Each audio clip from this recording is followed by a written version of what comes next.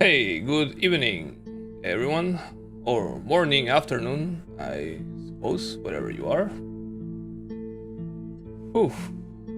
Alright, so I decided to open another streaming slot because otherwise I am never gonna finish with everything I want to have on archive.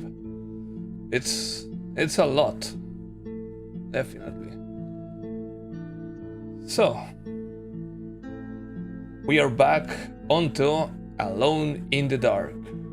We are following the trail of Nyarlathotep, the crawling chaos. And the man in the middle, I guess, the Dark Man. I know that the game is a little slow, but man, I really enjoy this kind of game. And even then, I am trying to quicken the pace a little bit when I can, obviously being aware that there's people watching, because otherwise I could really take my time in games like this. Like I said, when I was playing the original game, I was saying that I spent weeks with the first game. Weeks. I got stuck, there were no guides for the puzzles, it was all very cryptic for 7-year-old me. Or, what, 7 year? Maybe it was even 6. I don't even remember. But holy hell, it was really hard. And I got stuck. But I kept at it because I just was so fascinated by it. So, in any case, let's not waste any time and let's go straight into it. Start opening this here.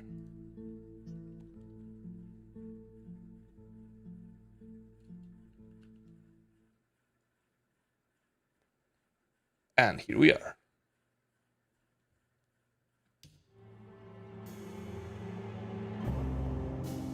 I am getting better at managing the stream. And we continue.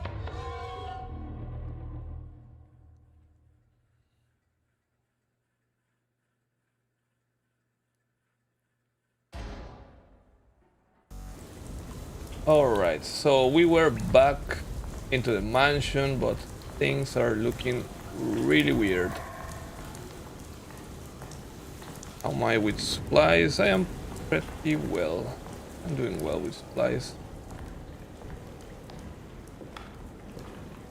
Okay, so time has passed. We are in nighttime now. Just what this evening needed. Some ambiance. Some ambience indeed. And I am certainly starting to feel it. Oh well, it's locked. I am getting stuttering. That kinda sucks. Right? Got to be around here somewhere. He wouldn't leave this house. I don't know what to think anymore. You run into that detective fella? Who is he? Can he be trusted? I think he one of the good guys. Well, you know, like us. Will he be all right with her coming? Praise the mother. You don't need to know about all that.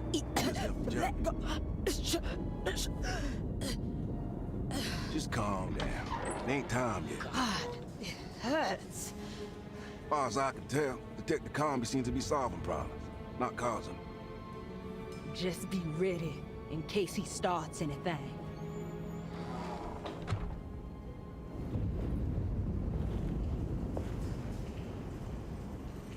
Well, that's kinda ambiguous because I don't really know the allegiance of these guys. If they're on the side of the dark entity, they mentioned the black goat, then me solving problems is probably not a good thing. Is it? I am supposed to be causing trouble for that entity.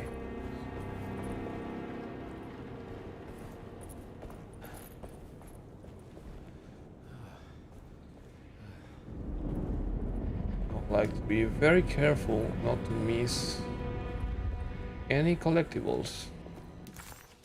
Map. So all the way across was locked. Let's see if it opens now. It doesn't.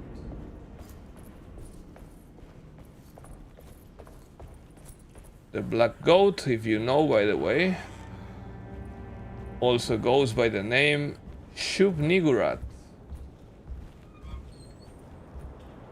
If you played the original Quake, that name should be familiar.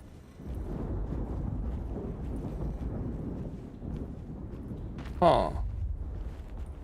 The rot is expanding, I see. Good job, Shub-Niggurath.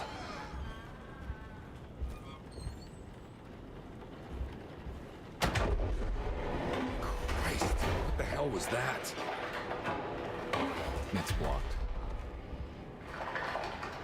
Oh. Great. Great. Ew.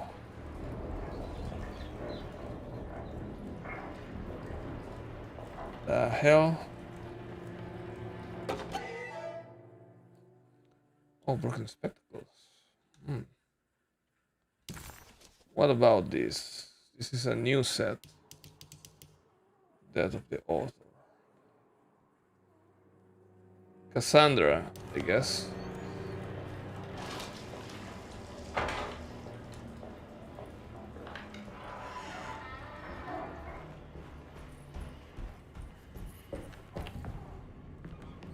Something new here. Note. We must have faith that Jeremy's pact with the Dark Man is a bluff. If we are lucky, our visitors will find him and prove it's all nonsense before night falls. What is true is our attempt to call on her. Too many things have happened for this evening to be in vain. Think of Jack and Cassandra, even Perosi, whose circumstances I can't understand. Grace is our goat without horns. She knows it and will play the role. You must talk to your brother, Batiste. I worry that he will fail us. Mrs. Thompson. So, okay, yeah, they seem to be interested in bringing or accomplishing whatever agenda Shub-Niggurath has, and that's not good for us. Absolutely. If you are not versed in Lovecraftian lore, well, Shub-Niggurath is one of the great old ones.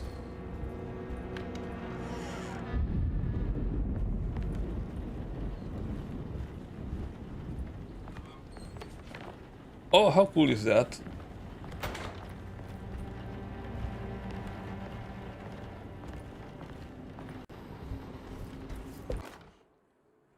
Lunacy and the Astarte Artist Colony, a monograph by Yael Klein.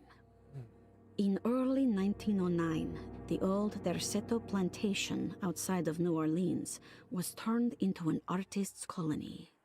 3 famous European artists rented the house and the surrounding land from the owner, the Ledoux family.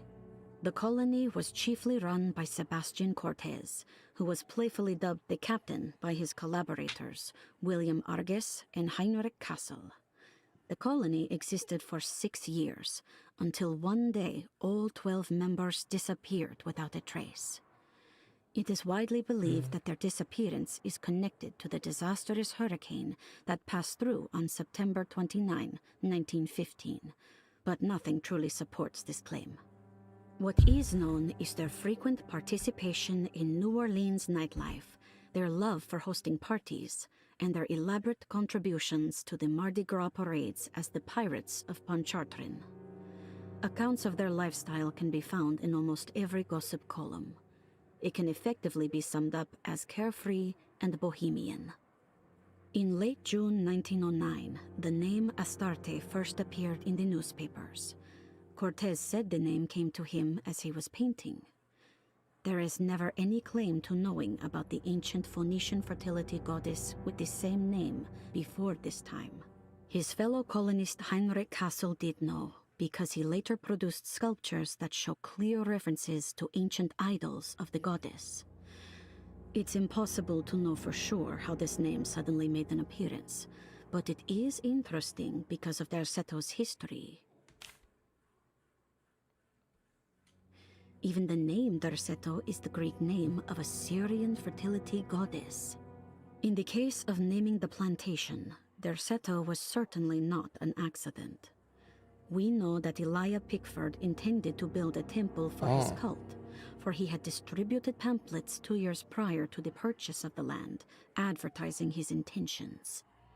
His followers were estimated to be almost 100 men and women, mostly sailors, Maroons, and Cajuns, when the plantation was built. To outsiders, Derceto registered as an ordinary slave plantation, which enabled Pickford and his flock to remain hidden for decades. The official story is that the cult lasted until 1862, when the Union Army came and burned down the plantation and scattered all who lived there. Following the Civil War, new people started to congregate in the ruins of Derceto to invent a new fertility goddess, the Shub-Niggurath. As much as Derceto is a particular name to have heard of, it's not entirely uncommon among the learned. Astarte is equally known and could have been subconsciously chosen by well-read artists. Shub-Niggurath is, on the other hand, very uncommon. Almost impossible that anyone in Louisiana would have heard that name. The name is referenced only in rare books like Unaussprechlichen Kulten and the Necronomicon, and is believed to be a bastardization of Arabic words meaning pertaining to the dark young. The few paragraphs printed on the goddess are so upsetting that no one in their right mind would want to build a religion resting on such qualities.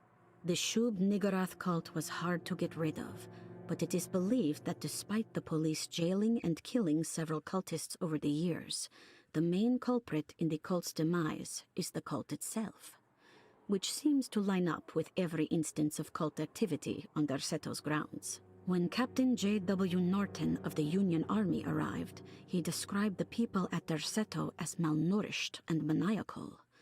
As much as the army tried to save them, they fought back with fervor, as if nothing was going to stop them from slowly destroying themselves. While the disappearance of the Astarte artist colony remains a mystery, the recurring motif seems to suggest that their fate involved lunacy and a hunger for self-sacrifice to that fertility goddess with 1,000 names. Oh, very interesting. So we do have the name drop here of Shub-Niggurath. And the story, this part is closer to the original game, because we have the name of Elijah Pickford as the slaver owner of Derceto, and Derceto being burned. However, we have no reference yet to Ezekiel Prext being the same person. Given that Prext is used for the shipping company, I am going to assume that the whole plotline of Ezekiel Prext the pirate is cut from this game, and we are just starting from Elijah Pickford the slaver.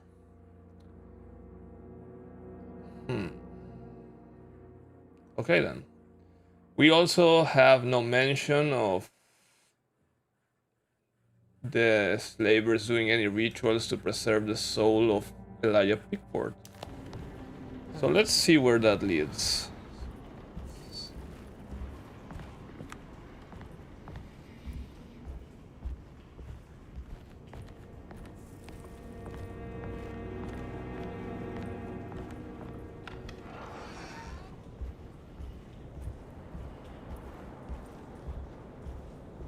Another note here.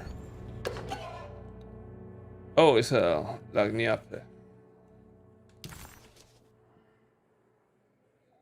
The pirates of... Well, I guess that pirates are still in the lore, but in a different way.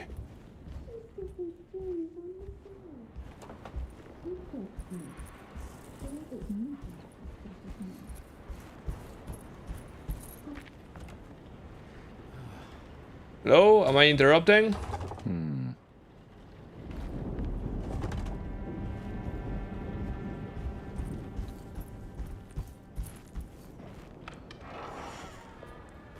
We're outside. There's the tree, my favorite.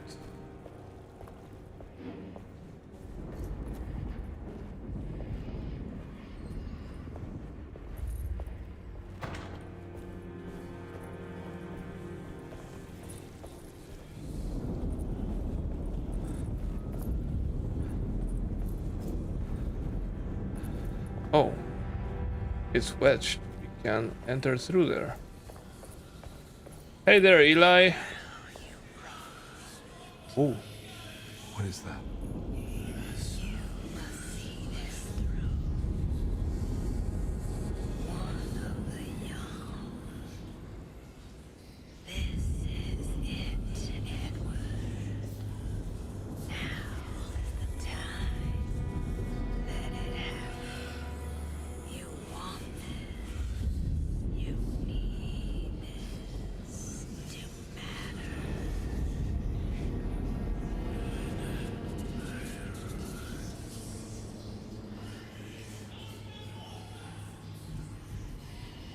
I also hear screaming.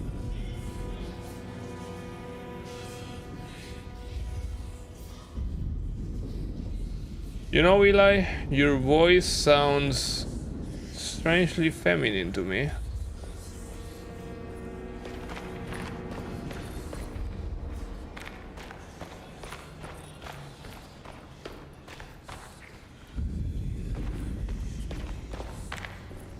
In any case, let's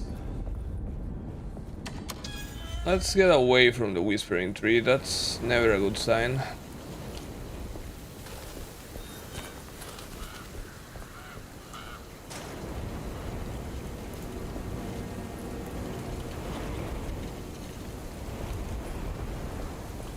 No new stuff around here? Apparently not.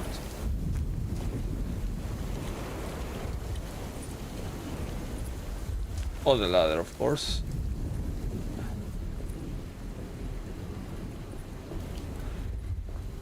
Oh, there's something here.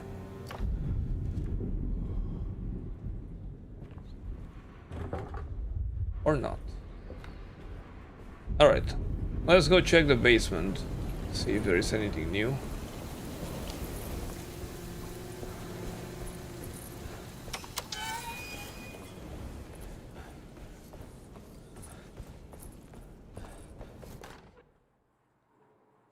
Oh, Mrs. Thompson, I understand the last week has been busy. Under these circumstances, I find it important to remind you that Tercetto's concerns are not a public matter, nor is it something that should upset you. Please continue your excellent work, and don't spend a thought on the death of Perosi, or, more importantly, the suicide of Cassandra Beauregard. They should mean nothing to you or the staff. I rely on your loyalty, and trust that your close kinship with the Tabois siblings will keep Tercetto's secrets hidden. Dr. Gray. that doesn't sound good at all.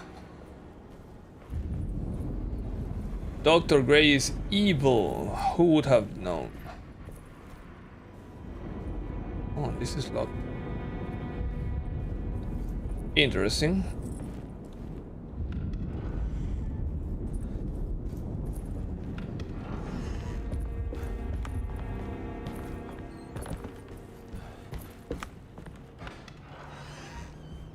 Okay, what else? We can go here, we can go upstairs. I do not want to go to the basement. It's blocked. Really? That's not a problem.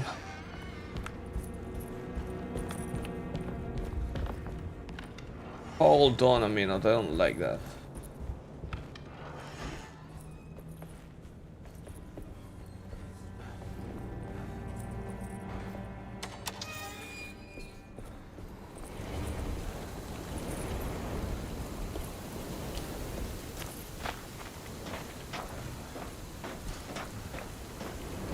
What's blocking the door, huh?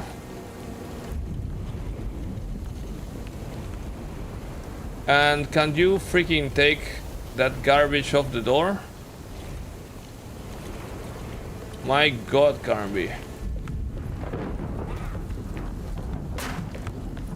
Ooh. What happened? What's a bad noise? Did the ladder fall? Oh my god, the ladder fell. Okay.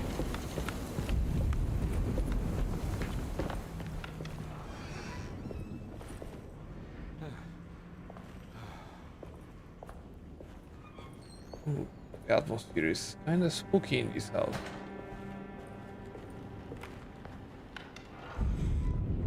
What do we have here?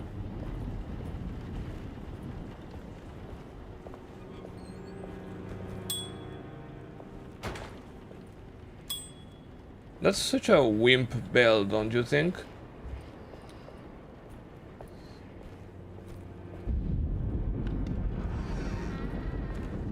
There must be a spare key to Dr. Gray's office in here somewhere.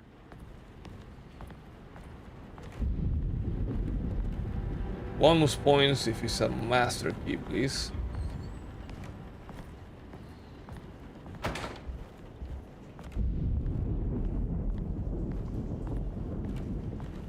Nothing to see here. Oh, the safe I never opened.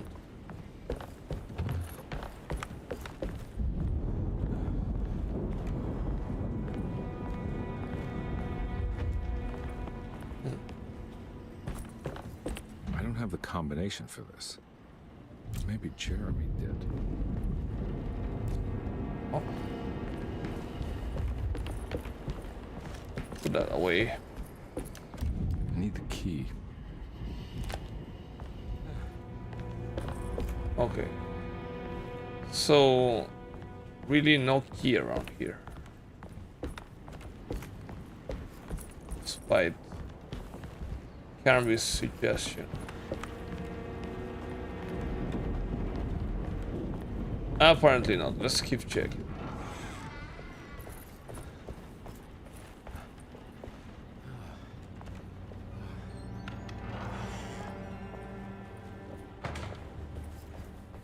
Was here?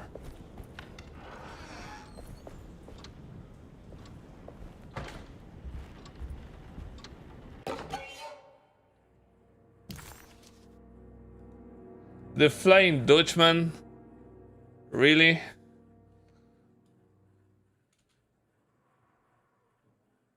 What a terrible thing to recognize that your betterment was an illusion. That you are so infatuated by the virtue of struggling that despite all your hard work, you made no real efforts to ever become well. Or that the treatment becomes such an obsession that instead of letting your wounds heal over time, you tear at the flesh in the hope that it will heal better and faster. If only it would bleed in the way you wanted. Do we ever become well? What do you think, Dr. Gray? So, the Flying Dutchman is a funny one. Oh, and the Jack in the Box. It's all connected. So, the Flying Dutchman is the pirate ship that appears in the second game. But here we see a rather modern ship. Nothing like the Flying Dutchman I know.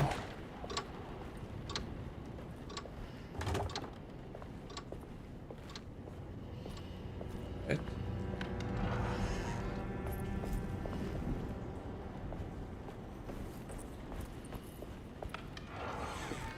Let's go upstairs.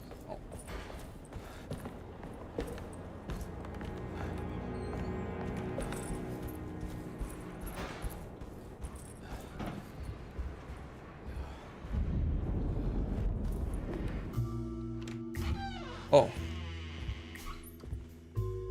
Detective Carnby. Good to see you again.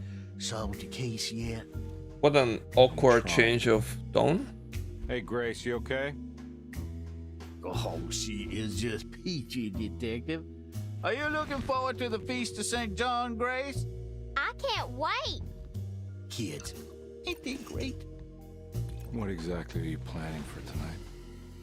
Oh, not much. We eat, we drink, we pay tribute to the wishing tree in the conservatory. The usual. Then why all the excitement? There is just something about tonight. Something's different. I think we all feel it. Besides, we got ourselves some new words for the prayer thanks to your buddy Jeremy. She'll come and turn the world inside out, and things will begin again. That sounds strangely threatening. You should come. That was amazing. Oh, God damn it, Grace. Stay put for once.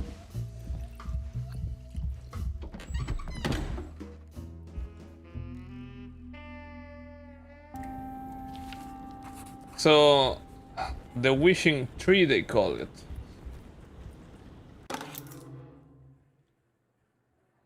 Okay. Better hold on to these. Wouldn't want them to get lost.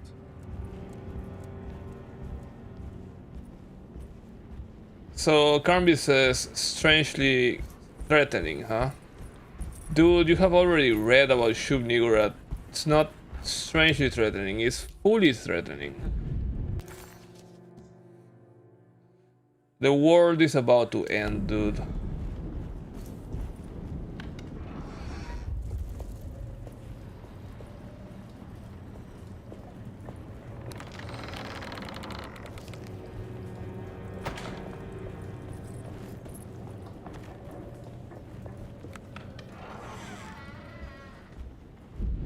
Okay, so WC is complete. Cassandra and Grace's room, we can take a look. See if there is anything new. Oh, there's quite a bit new apparently. Slaughter Gulch. This is the place in which the third game takes place. Here apparently it's just a movie. Jeremy knew that the only one who could help him now was the guest in room number 3. The room seemed to have been empty for so long. But that wasn't allowed to be true. The story needed to be different. To include something from the outside, he would bring the guest back to room 3 and show them what was in that safe. 913. But those were not the right numbers. That was the combination for the safe in the clerk's office.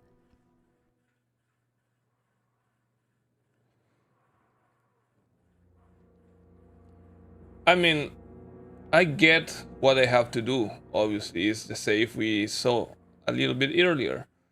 But what's the sense of this? I don't get it. Would bring the guest back to room 3 and show them what was in that safe. But those were not... Why mention them then? This is a weird piece of paper.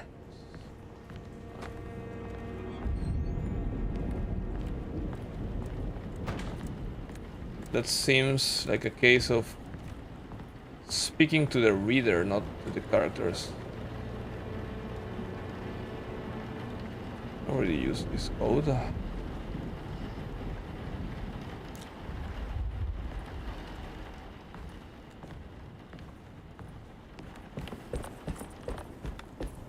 So I have the code for the safe finally. It wasn't a waste of time to come over here. Let's see Grace's room.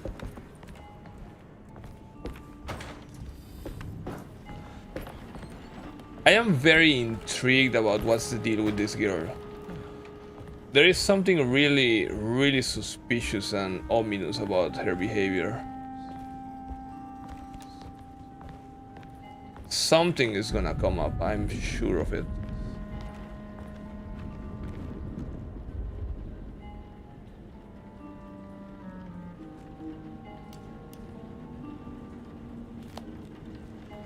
So, there's a puzzle here, I guess.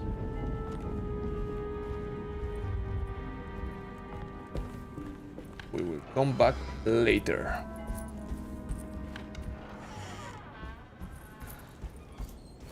Let's check over here.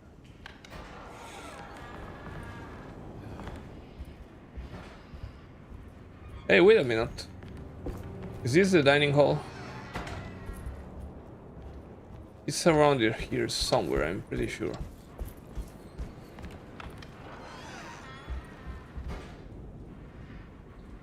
There. Hold on. Wait.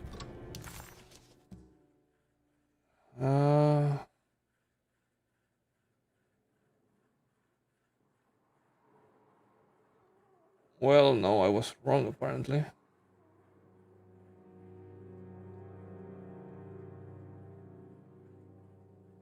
Well, never mind, let's continue checking the rooms here.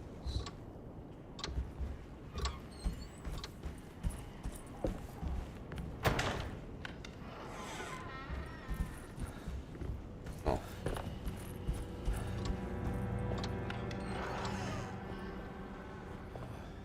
Same.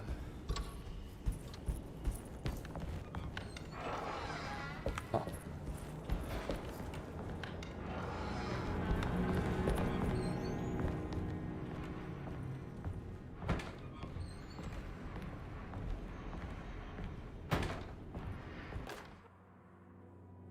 Detective Carnby, I'm terribly sorry that my niece has pulled you into this mess. Please, with all my blessings, take her away from this cursed place. I have destroyed that Eater of Worlds and locked it away in the attic and retreated to a place of hiding. Tell Emily I'm safe. Tell her all the lies you can think of to make her listen. Take her back to New Orleans. Sincerely, Jeremy. Well, according to Carnby, you are getting saved whether you like it or not, so...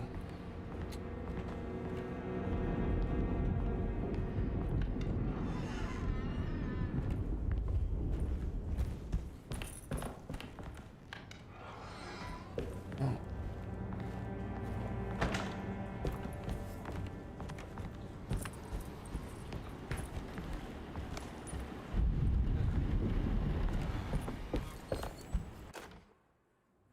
Brother, I need you to trust me. This is the most important moment in our family's history. I know you have doubts and that the terrible Mama Loa told you lies. I would never betray you. I promise. Lottie.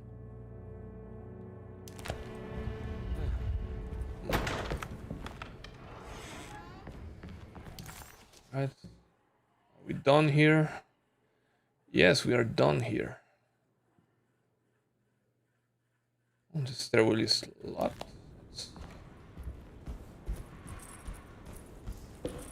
Weird. Check it out.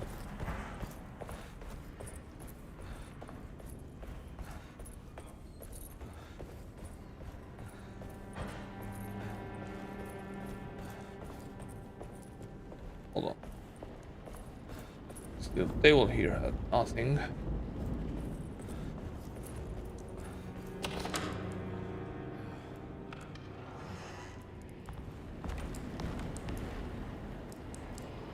Okay, we are back at the stairwell.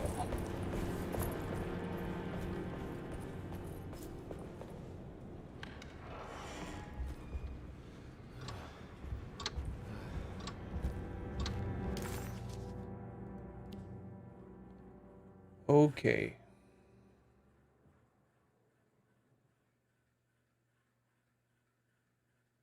We have already been here. Let's see, upstairs, attic.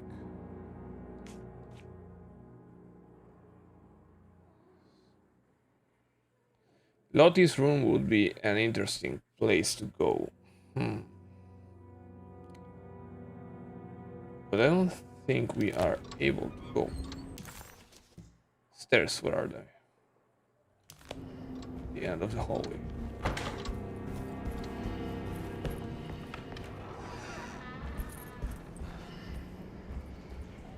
Hold on. These be opened?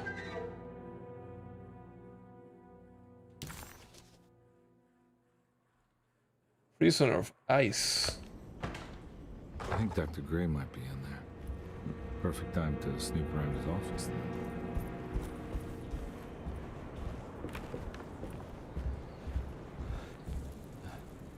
Okay, we're back here, and this was blocked, correct?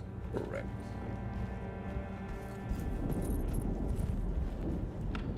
This was the bathroom, okay. Let's check the basement. Oh, it's locked. Okay, so we don't have many options.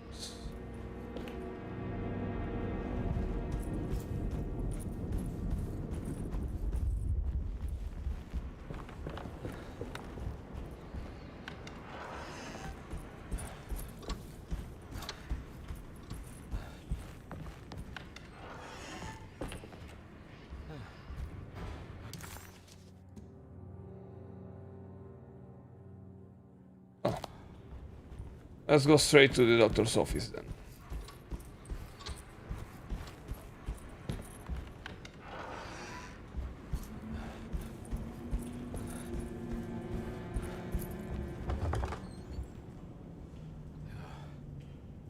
Wait a second. Oh, that's the apartment. Never mind.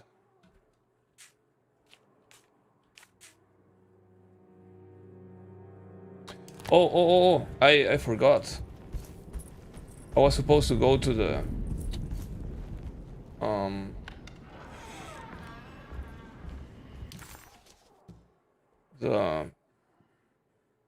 got it. The clerk's office. We had the code for the safe.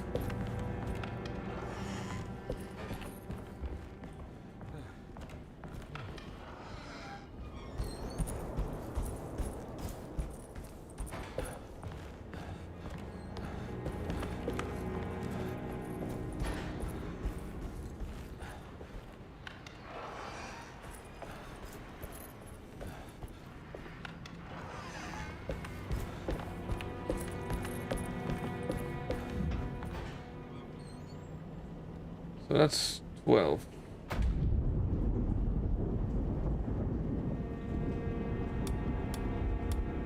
Nine. 1. 3. Worked.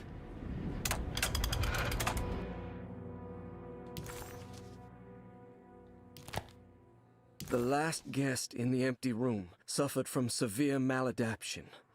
I must write this down, because if I understand the condition sufficiently, it could make me deny this fact at a later date. And there is reason for me to think I may come to suffer the consequences from this dysfunction, as some who came in contact with the guest seemed to adopt a new worldview in which everything was predetermined but broken. Upon accepting this worldview, some memories became unmanageable and later rejected. I do not know what this means. I cannot even remember the fate of the guest. I think they were simply misplaced one day and forgotten. Just like all documents pertaining to this guest, they have all been destroyed, or they never existed in the first place. Who wrote this? There has never been a guest in the empty room.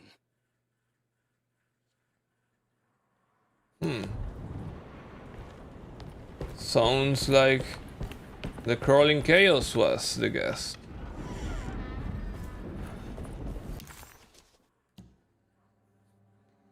So, Dr. Gray's office is right next door.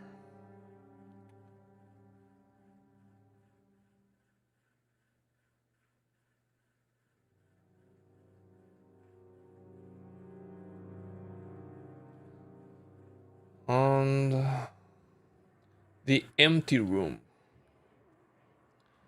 Empty room is right here, but we still don't have access to this place. So, oh wait.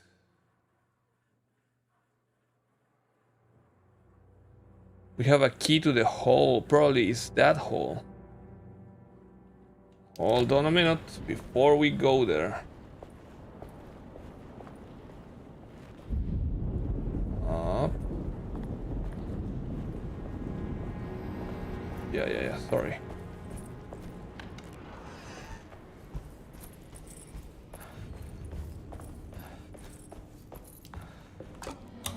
Ah.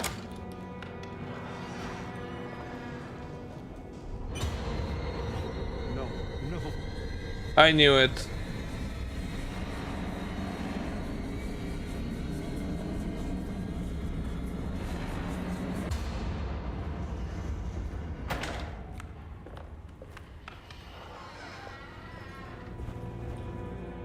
Oh.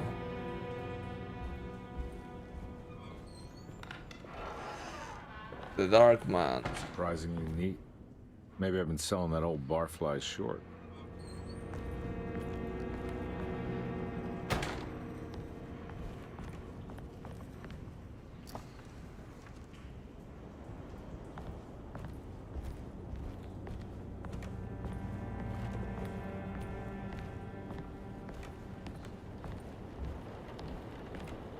Oh.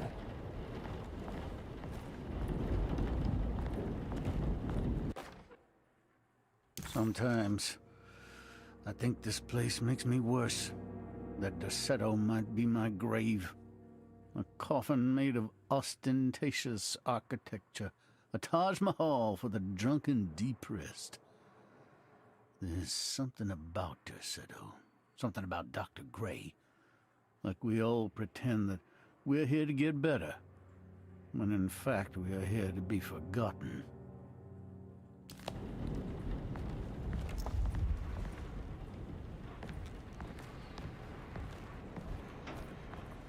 That happens to old people all way too often. Looks like McCaffrey has something hidden inside. I think I need a screwdriver. Although maybe I could do that with the key if it was me.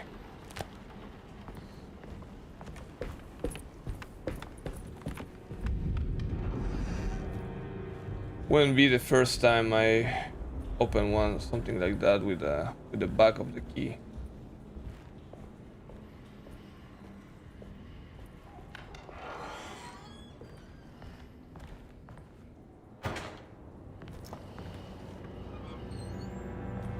Those things never have anything.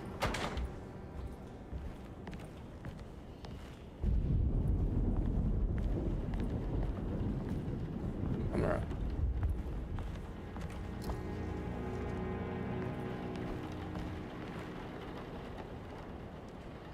The hell is that?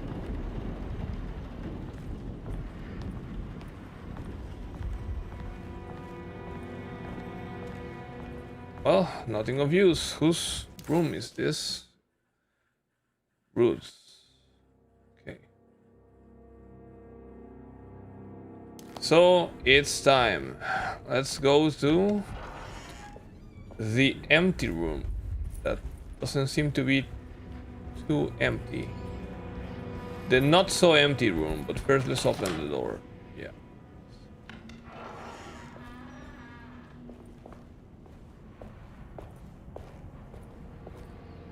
Let's check here. Oh. This is where we started. Okay.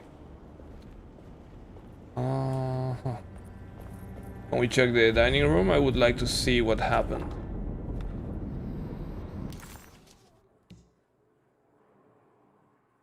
Well, it's no longer accessible.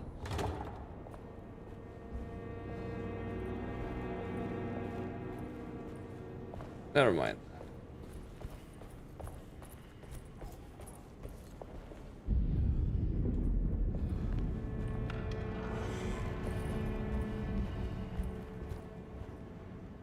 I hear weird breathing noises, kinda.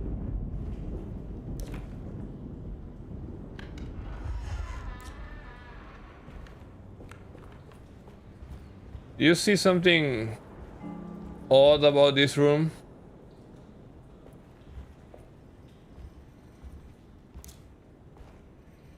Daylight, huh?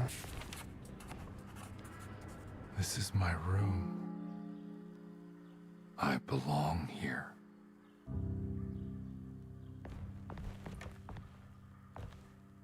You are giving me some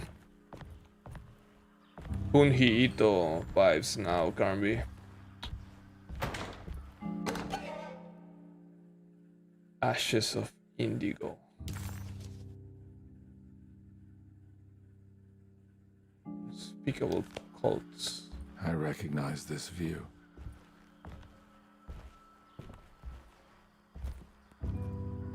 Well, you're tripping because I can't see anything out the window. Okay. So, this is the safe that was mentioned in that text that had the wrong code.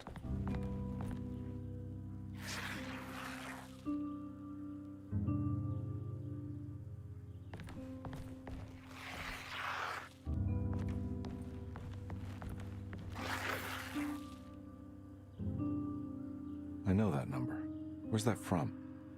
I did this. I wrote that.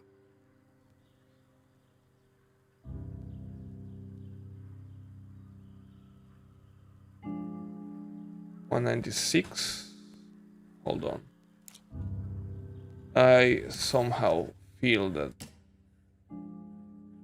Aha, it's my license. I knew it.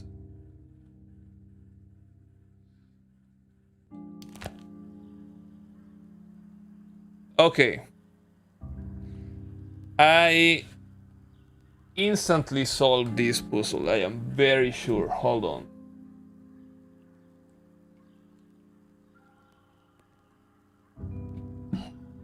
So there are 3 X's, 3 digits missing here. And this is our license. And this is Carnby's room. So I'm going to assume that the missing 3 numbers are the code to the safe. The safe here. Let's see if I am correct on that one. So the code is gonna be 692. I know the combination. I carry it with me. 6 9 2. When I'm awake, I am a genius.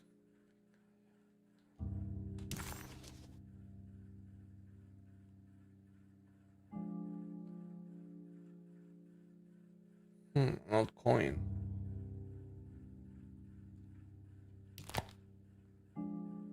Detective, I have made many discoveries in my case. The child we want is safe, thanks to good people like me and you. We're so similar, but you don't see all the things I do. To find your man, Jeremy, you also need to look for the girl. It has always been that way. The young deliver us all. You should have a look in my room. There's a piece of the puzzle you will need. Take care now. McCaffrey. Okay, so we are gonna use the coin. How long have I been here?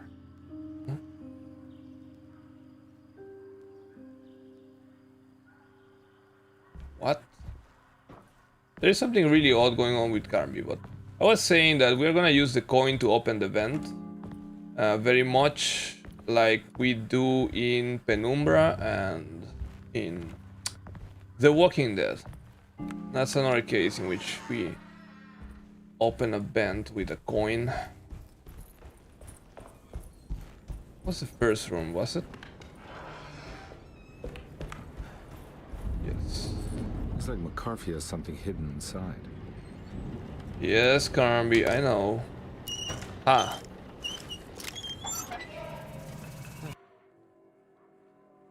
The missing picture. Oh, this is a drawing for Grace's room.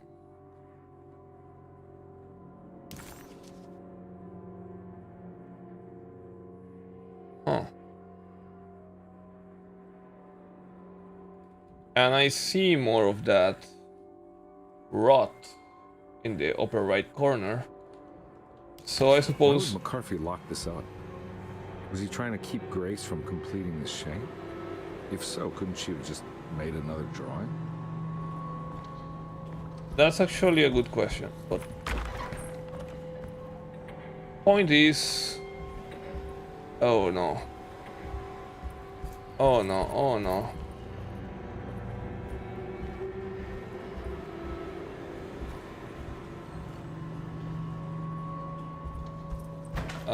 Let's just... Oh shit. Okay. So. Get ready. What the hell happened in here? You know it already.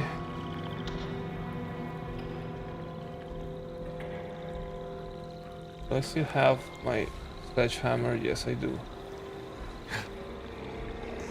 Oh shit.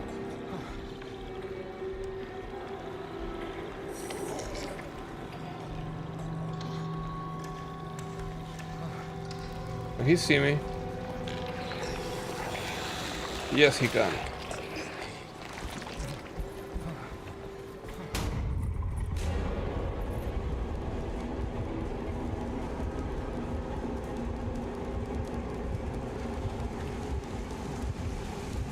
Shit.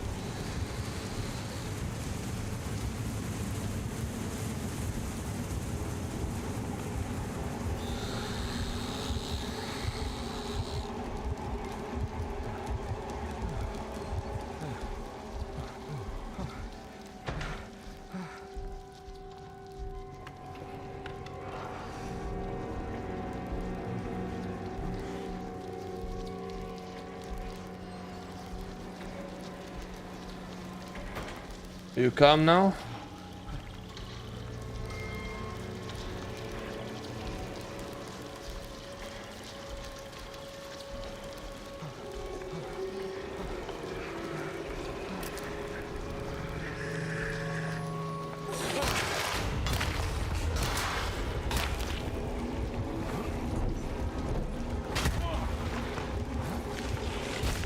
Damn it.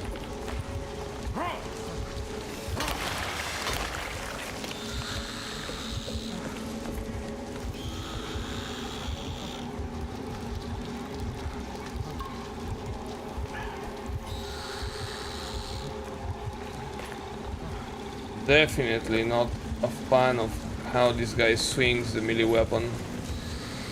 Oh, oh, oh. I see you there, pal.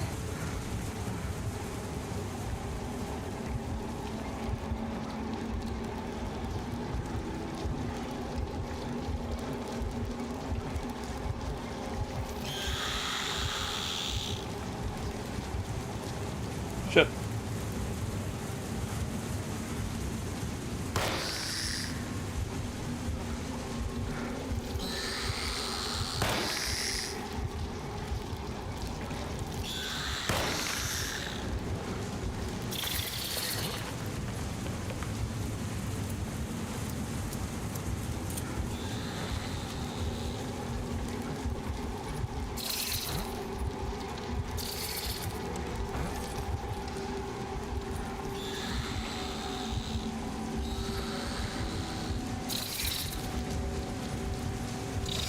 So I am full of shotgun shells. Oh, damn it.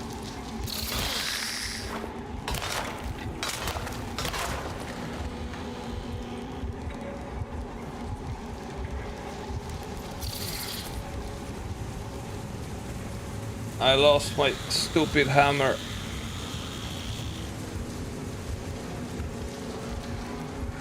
But I cannot be toying with them all the time.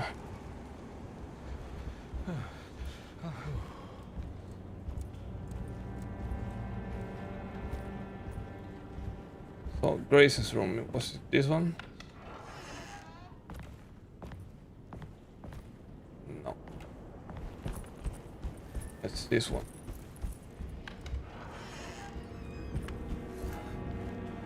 I think I can take a drink.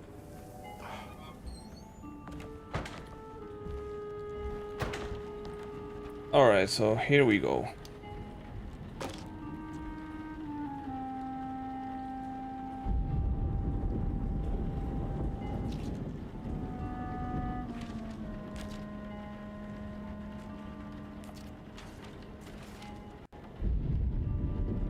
That could go there. Could, probably.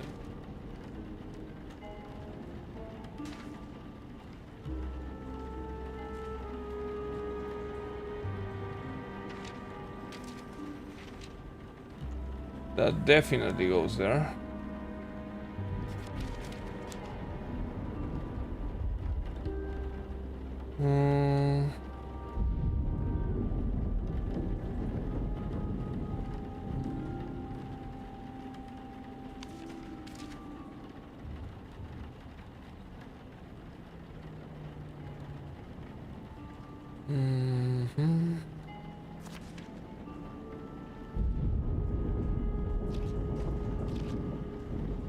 Two tiny points.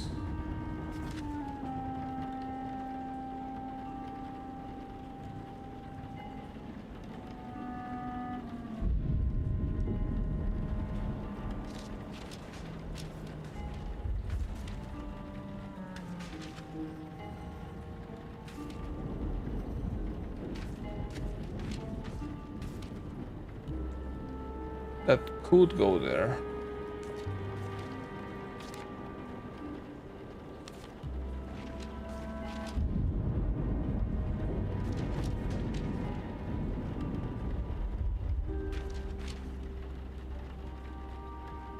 That can go there.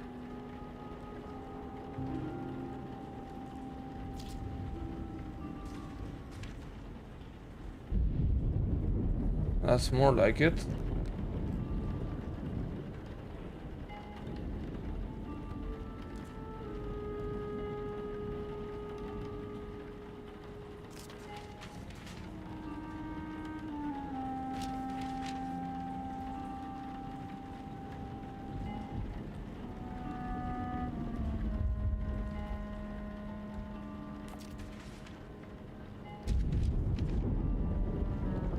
That one kinda makes sense over there. This one kinda makes sense here.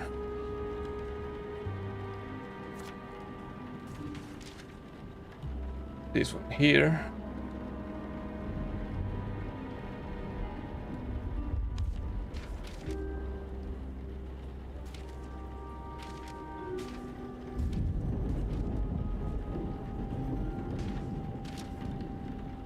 That one could go there.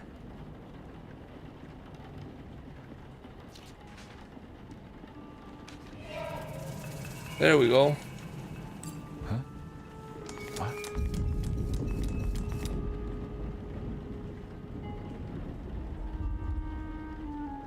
A lamp and a portrait.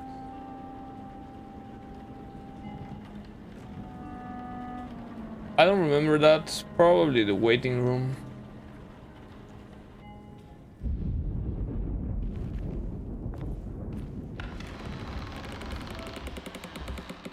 Hello. Here we are.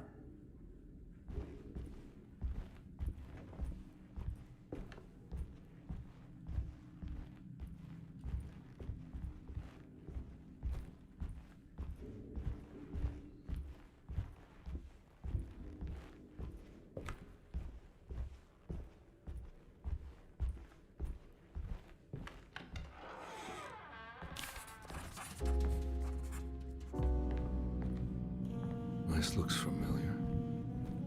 How am I back at the office? Jeremy's never been here.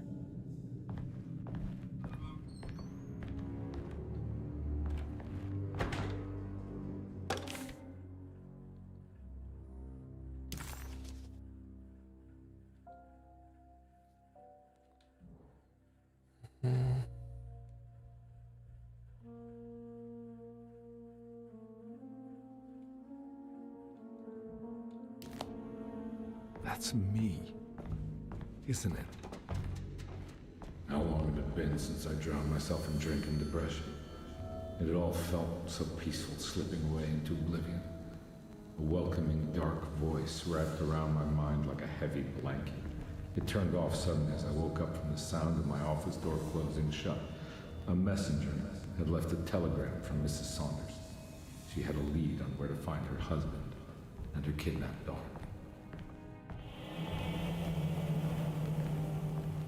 Oh. So Grace is kidnapped. God, I used to drink so much back then. Kinda like... When was this exactly?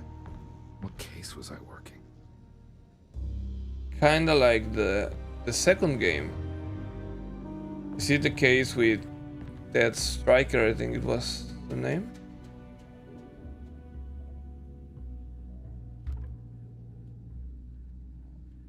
Locked drawer.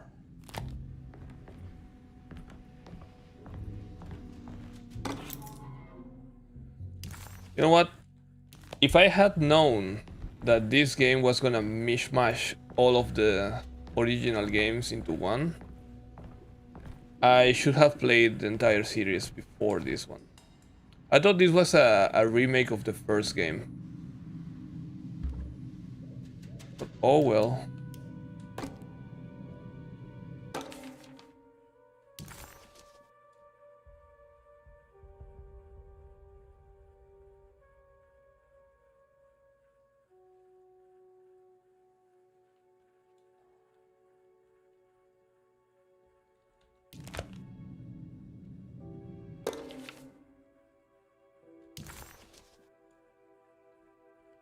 Of a man that we already saw is named Ted Saunders.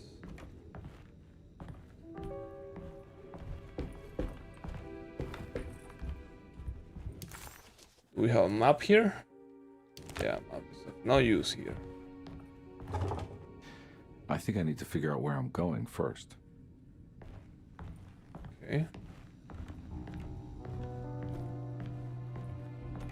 Oh, ward.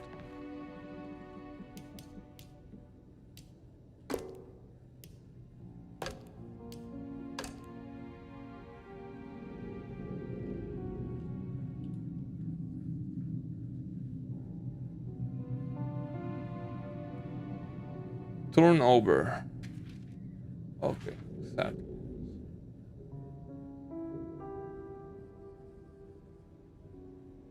The little toy shop burglarized. This is probably a reference to the little extra that comes with the first Alone in the Dark, the Jack in the Box little story that I never played, but I know it exists. Maybe I should play it on the channel.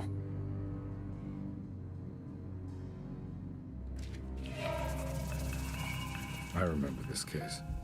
Some kid got taken by her father, headed out of state, but he had made a mistake by selling a painting that his wife actually cared about to a collector named Thornhill to fund his venture. That's how I tracked him down. At least I think so.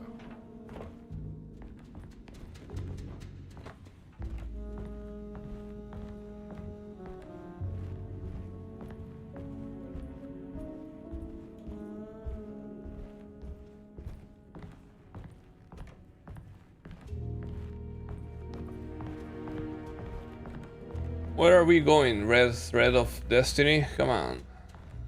Show me the way. Ooh.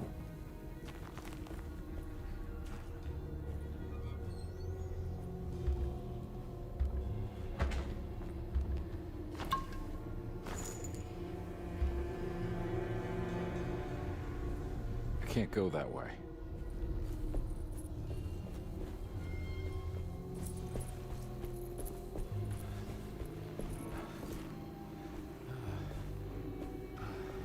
So we are really starved for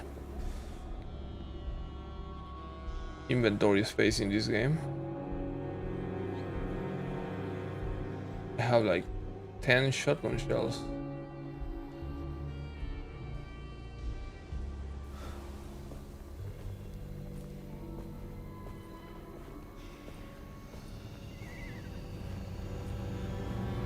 I can't go that way.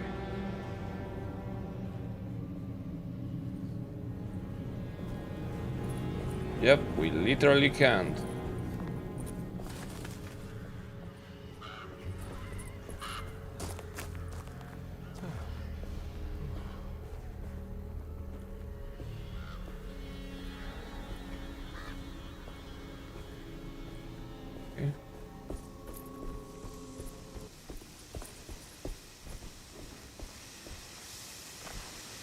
Music suddenly stopped.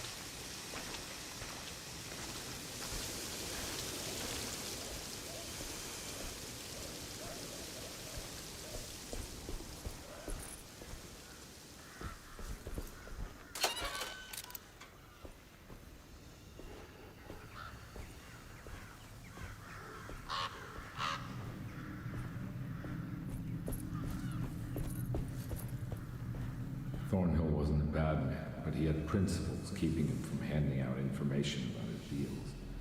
So he needed some convincing.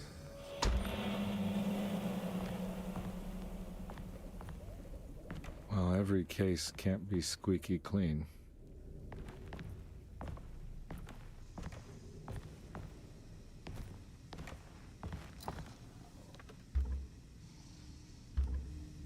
I was gonna say bullets, but it's shotgun shells inside a cash register. Very American. Well, I am getting a lot of ammunition. So something big is probably coming.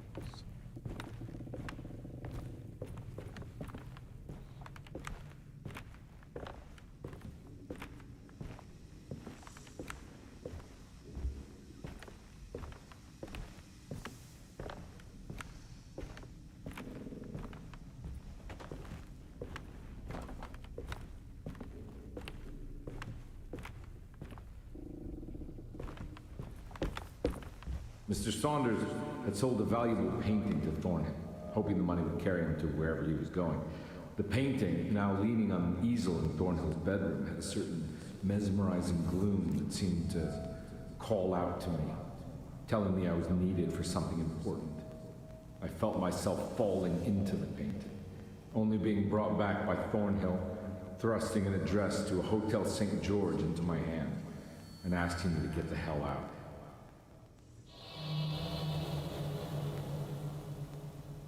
I don't remember this at all, but I can't say it didn't happen. Yeah, I imagine something was gonna happen.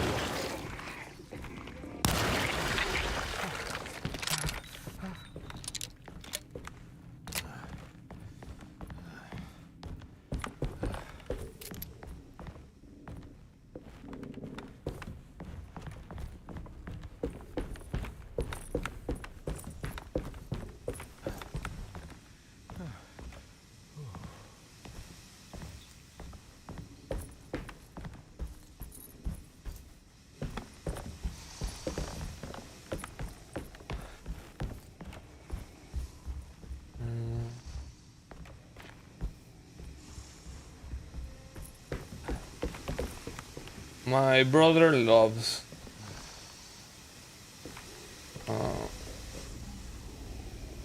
this kind of shotgun. I don't too much.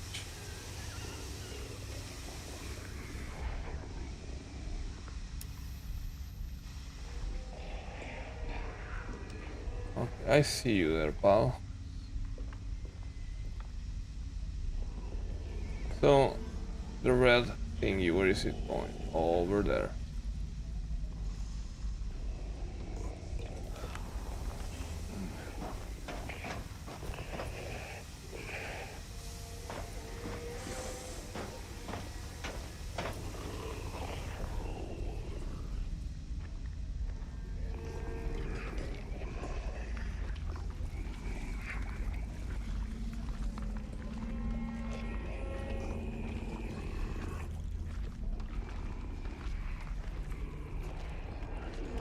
Oh, shit.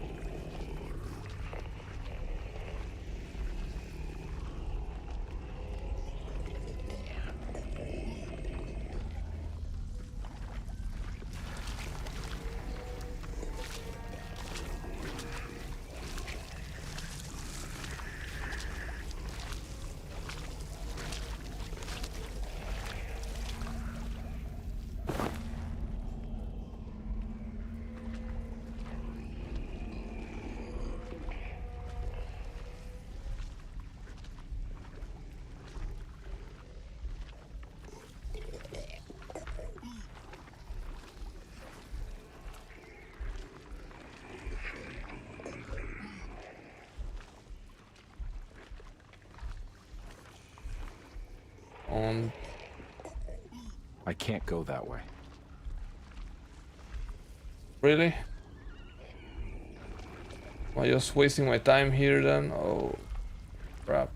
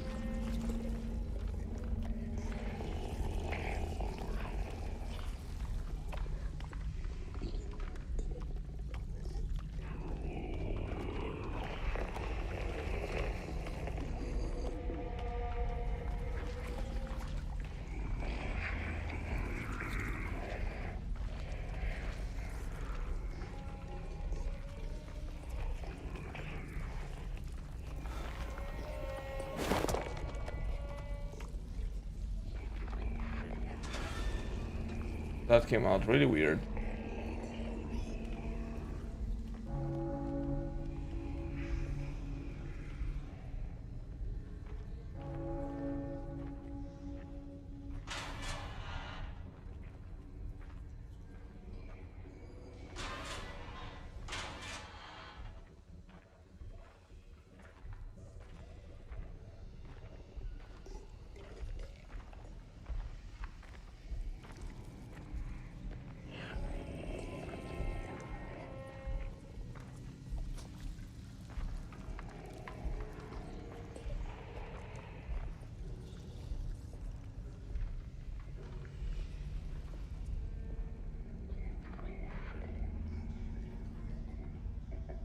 I can't go that way.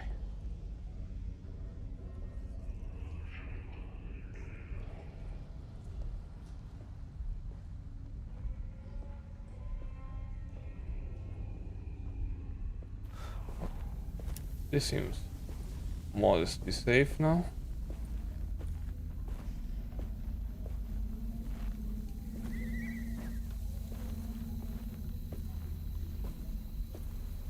Check down first.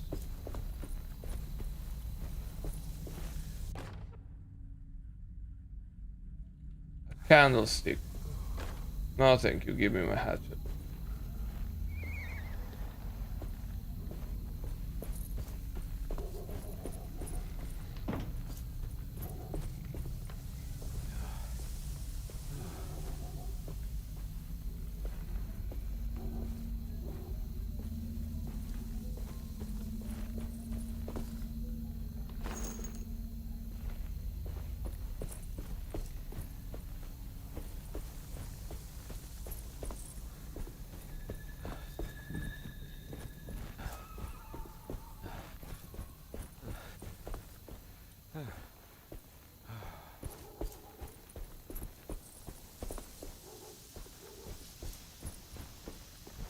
Hotel St. George.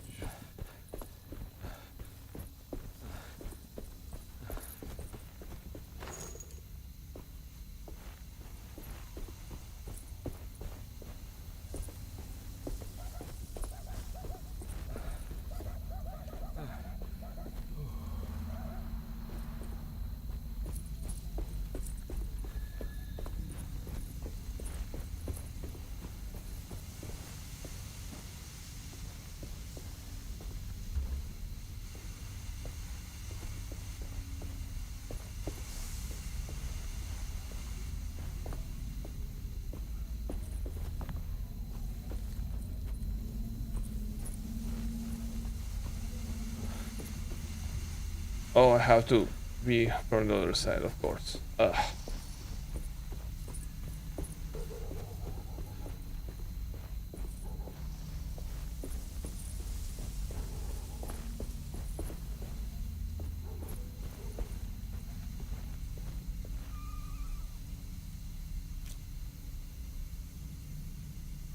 Jean Lafitte.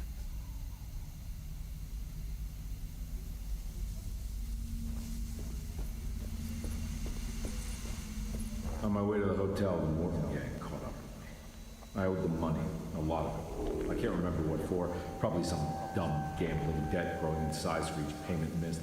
I punched one of them out, and I sent the others packing. Just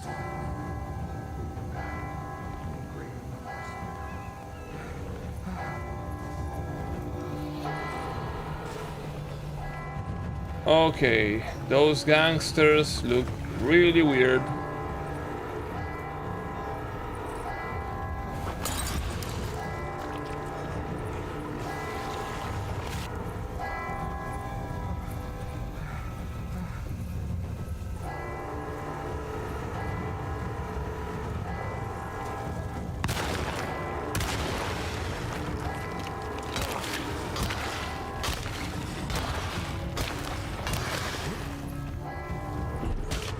Oh.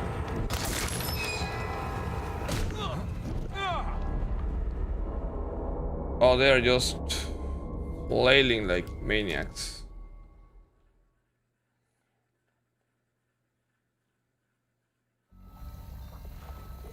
Oh, this... What? Not fair.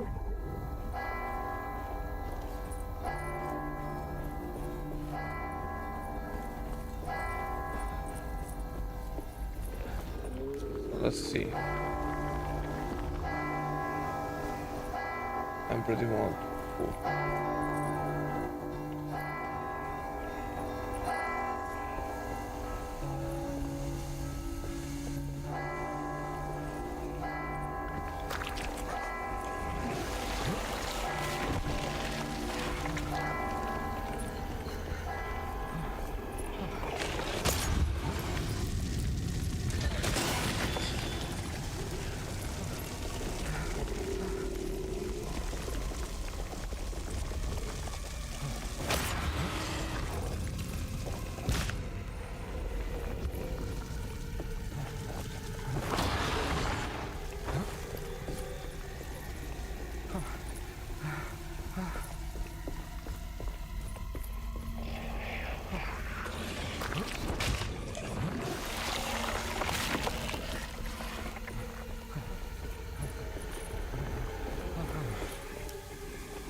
Oh.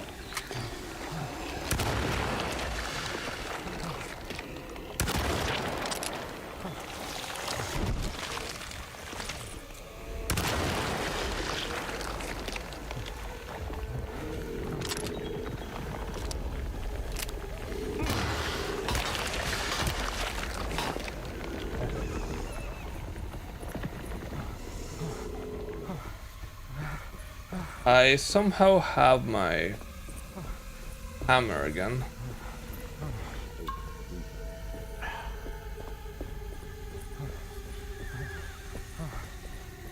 I am not gonna complain about that.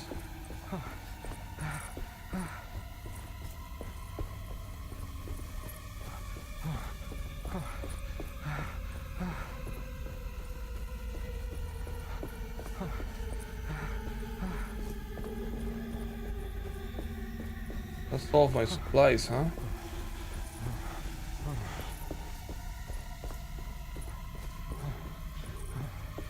Thought I had a little more lying around.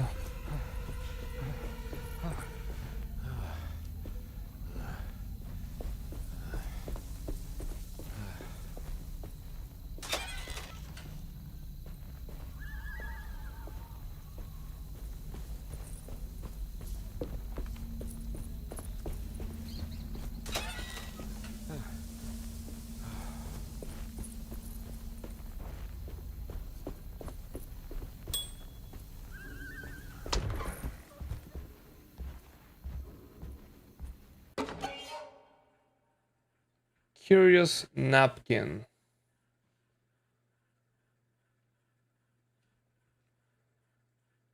This looks oddly familiar, doesn't it?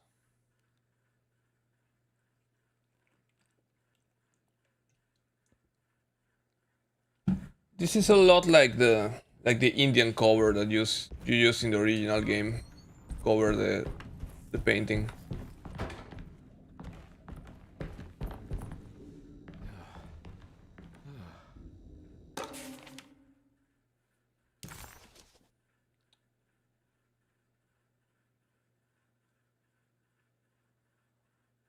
Well, this is gonna be a clue for a safe, probably. So I'm full of machine gun.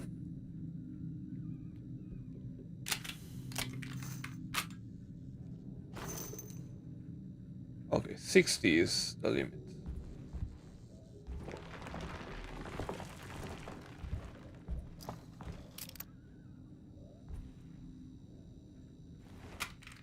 I found him. In the hotel ledger, I recognized the handwriting of the signature. Ted Stryker. It was him. I could feel it. It was the kidnapper I was hunting. I put on my knuckles and hurried up to his room. What? That's such a... Something about that name, Ted Stryker, rings a bell. Feels vaguely familiar.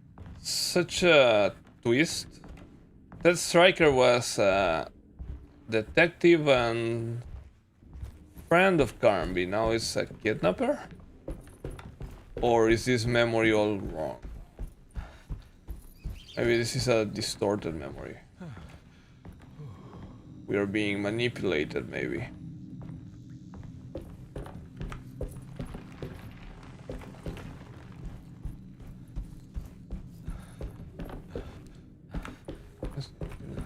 Room.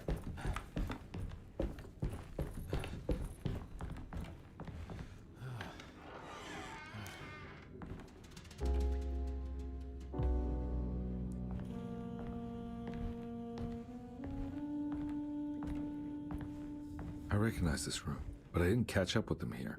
I must have followed them. But where?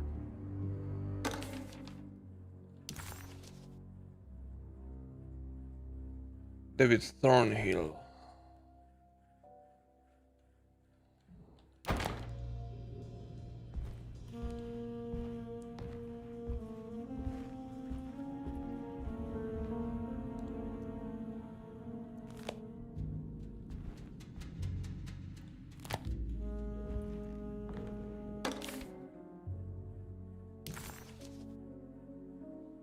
DeWitt. We're playing Bioshock. Page torn from a telephone directory events. This is DeWitt boarding school.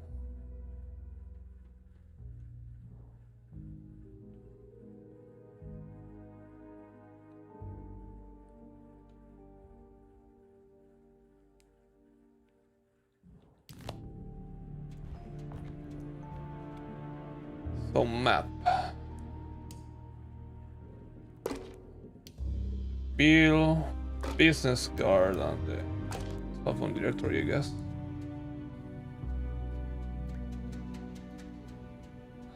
French Quarter again.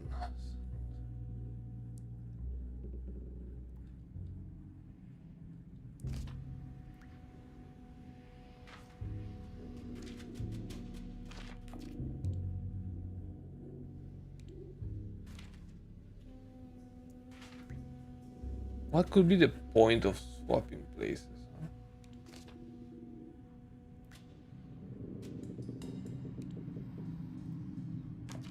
So we have their Seto.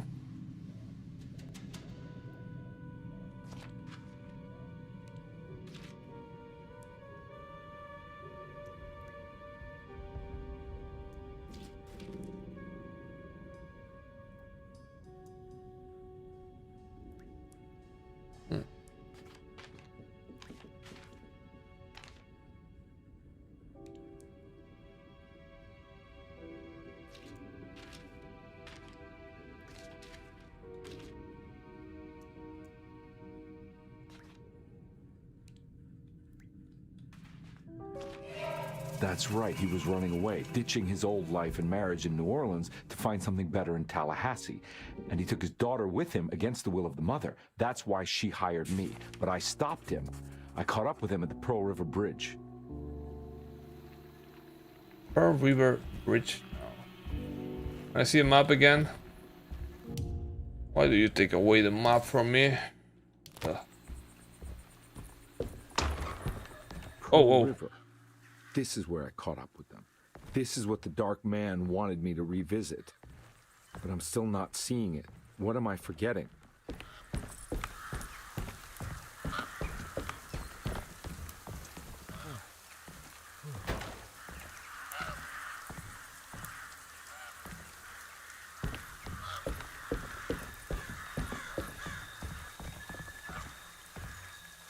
Any collectibles here?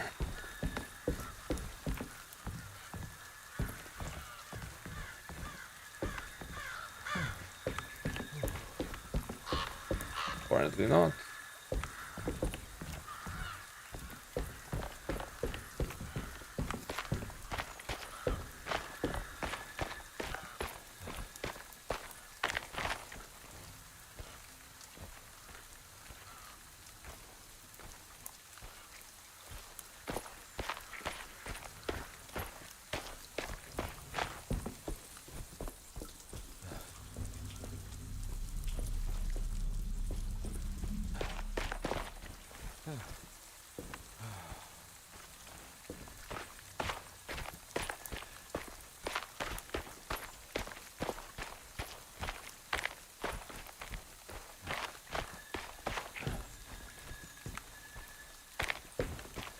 Okay, the path is divided.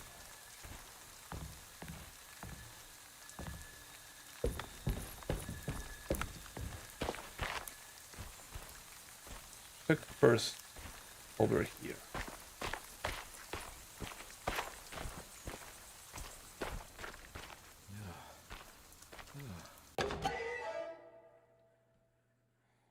Profane totem.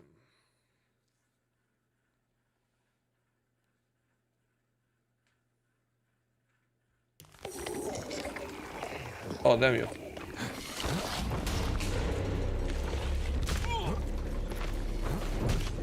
Damn you.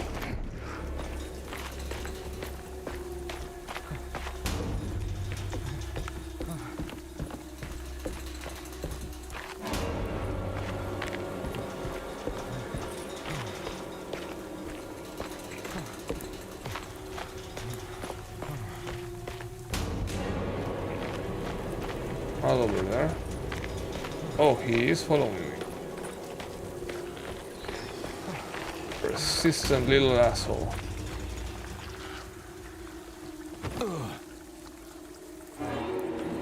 You coming?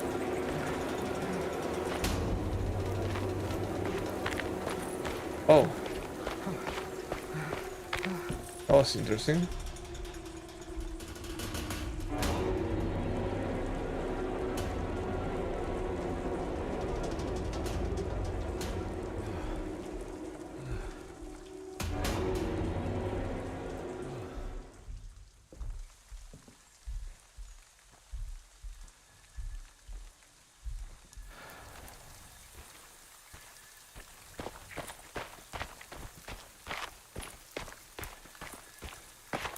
So was that all really here?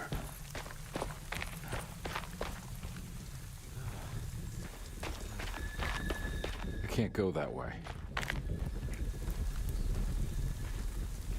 Different drink.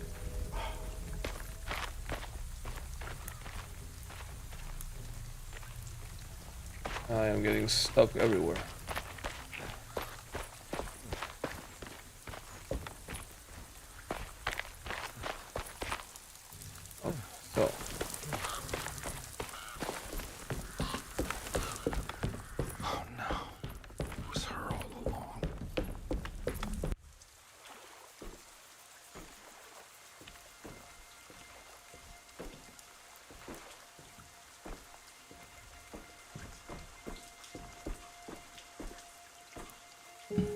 I can't believe I didn't recognize him. I looked a little different back then, I suppose. Is any of this real? How do you mean? This day, just... so much is happening. I can't... I think I've lost my head. Do you need me to apologize? I mean... I am sorry. I don't think I need to begin to explain. You're just a kid, Grace. I'm really sorry. I didn't mean for it to happen. Lies. More lies. No, really. I thought I was being a good guy by handing you over to your mother. I didn't know. I couldn't have known that she wouldn't care about you. I don't know how this works. What is this for? Some form of admission of guilt. Maybe acceptance. It's what the Dark Man wants. I guess we just watch my father die again then. You think he's alive? I know he is. He's down there, scared that he won't be able to get out. That he will drown with his daughter again. What are you saying? We gotta save him. We? Do it yourself. I'm down there with him, remember? Can I really save them? This all happened so long ago. I have to find a way to get down. There must be a way to save you both, right? Why else would I be here?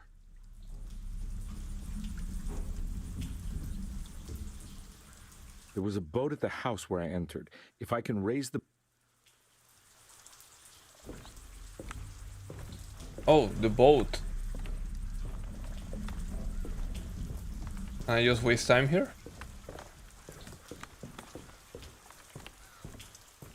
Don't worry, kid. I'll think of something. Oh? You're being quite slow, Carnby.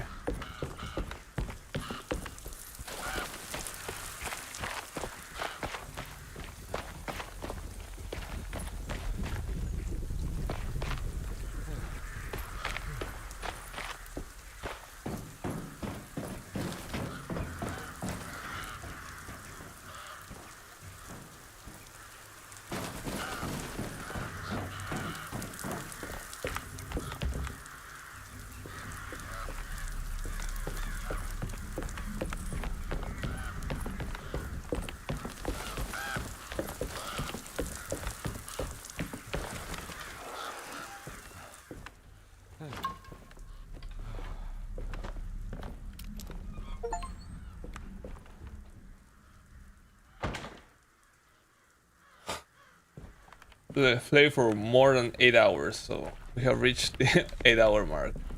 This must be where the bridge is operated.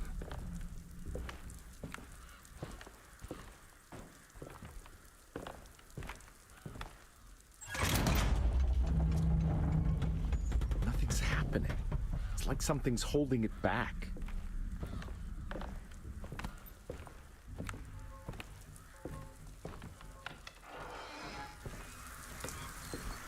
What could it be?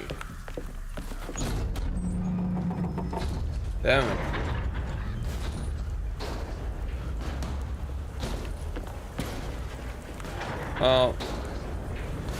Mr. Monster, can you release the bridge, please?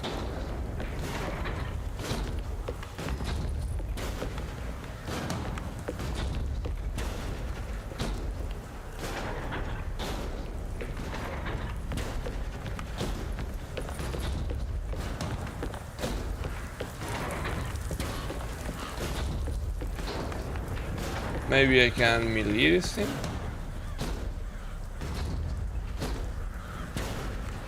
Oh, I don't have a melee weapon?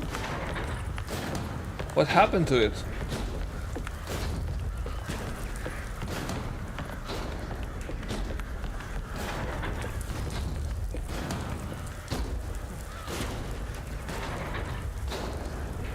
Full hatchet?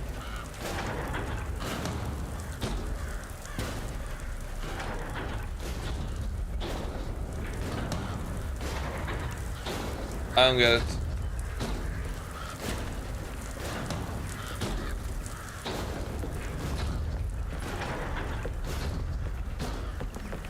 I just shoot this thing?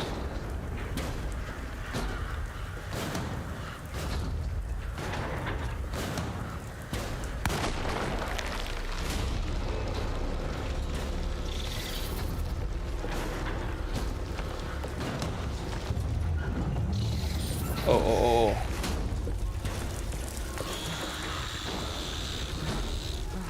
Boss fight.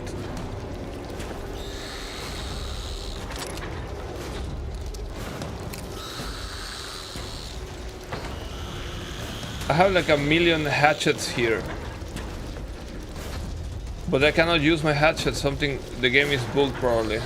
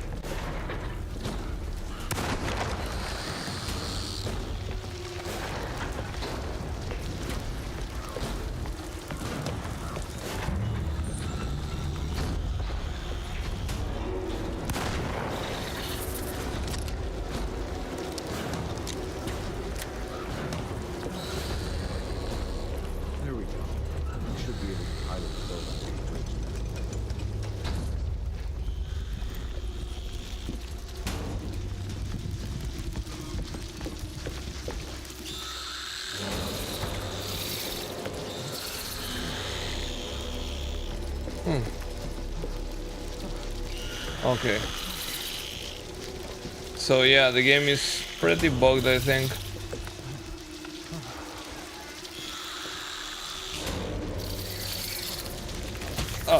Oh, he can actually get in.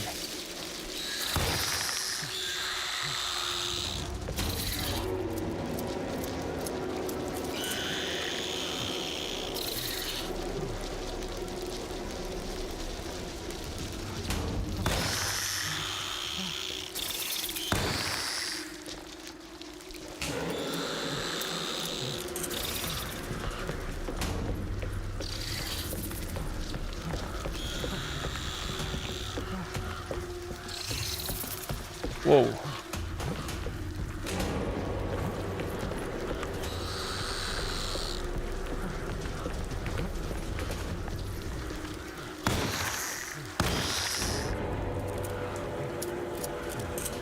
Okay. That wasn't too bad.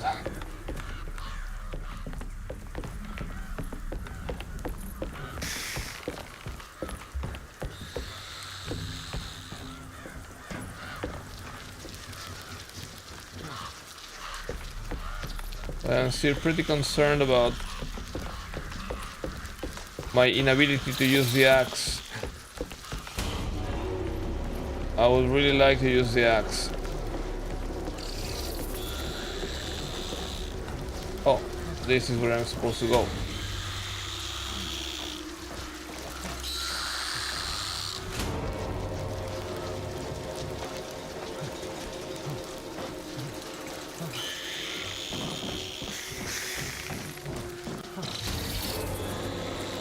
Whoa. Damn it. I need to press the button here. Oh, of course.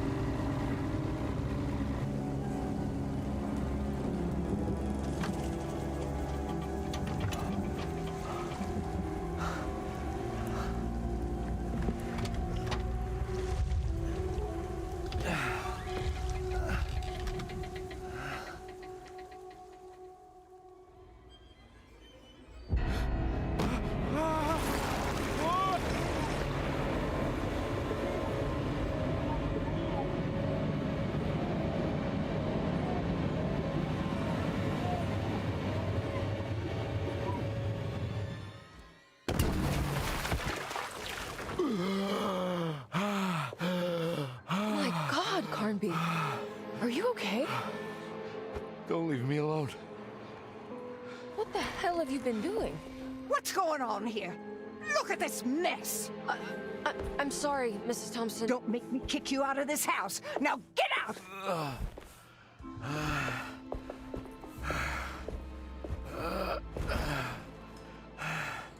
Hey, Detective. Mr. Carnby. I'm really worried about you. I'm okay. I just need to catch my breath for a moment. This place? It's... What was There that? are some very disturbed figures around here. And I don't think it's just the patients. I've been reading some things about how Derceto has a deranging effect on people. I think it might explain... things. What? Just take it easy, okay? I'm gonna go find a way into Dr. Gray's apartment. I want to know what he's hiding. Emily, don't worry. I think I'm close. I'm gonna set everything right. Just be careful.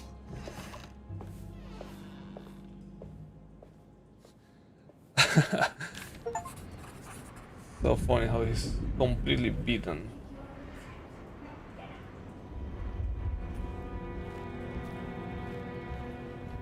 Alright, so inventory.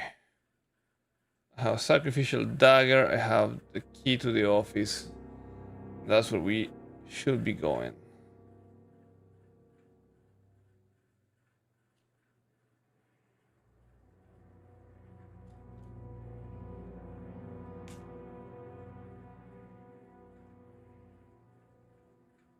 Okay, so it's down below. Right outside and down the stairs.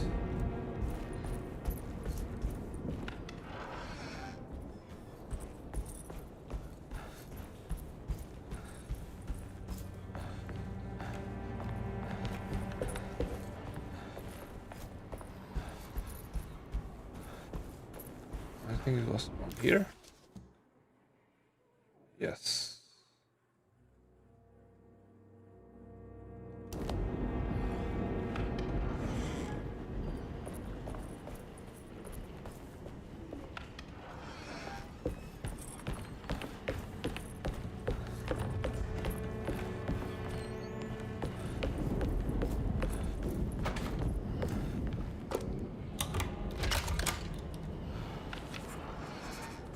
Dr. Gray's office, all to myself. Let's see if we can figure this guy out.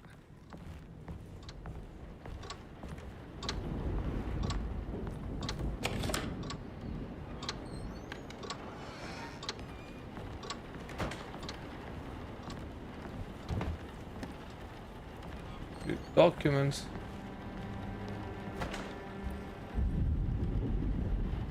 Looks like a key. Typewriter.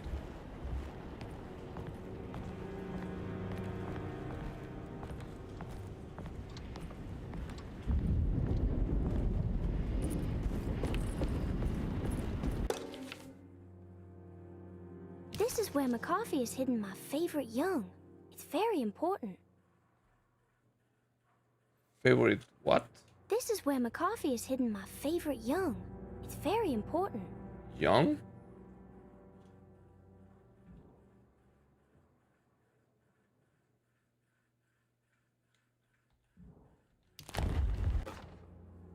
I have finished tidying up Miss Beauregard's belongings.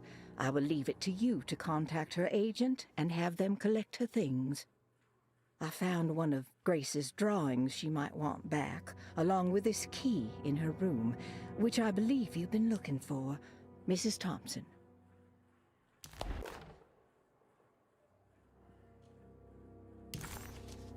The hell is that? A small key shaped like London, France. This goes in the globe in that hallway, but is it a key? So weird. Stairwell key.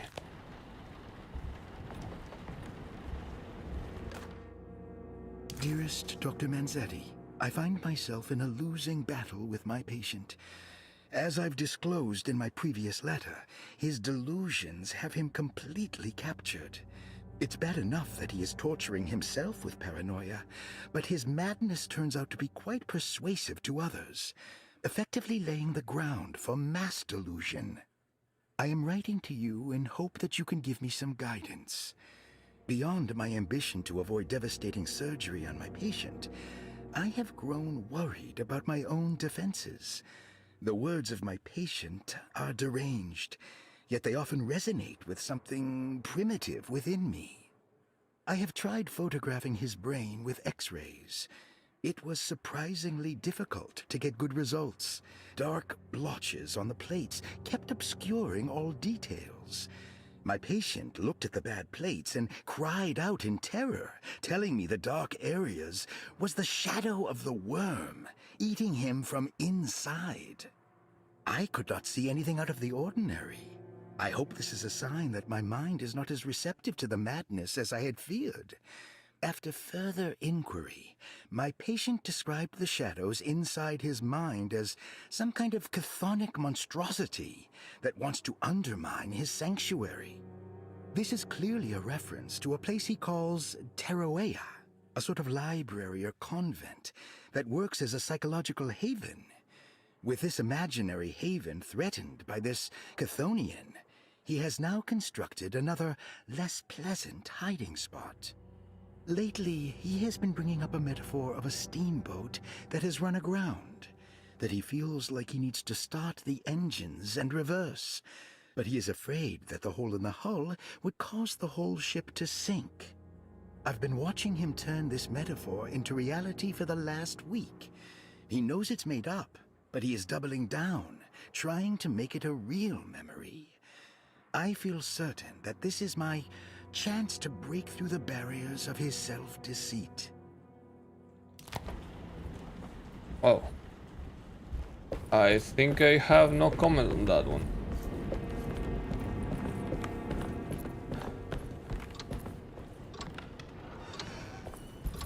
So. Oof. I gotta say, I love when this game does that.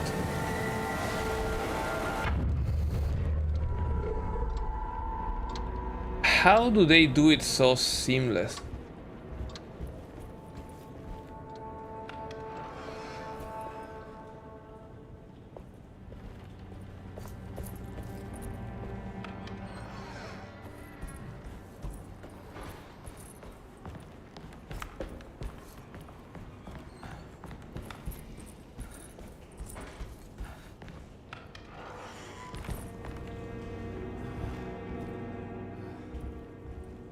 Oh.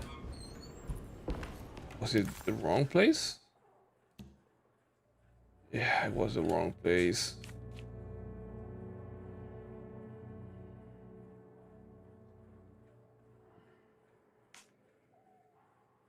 Oh no. It's just wrong door.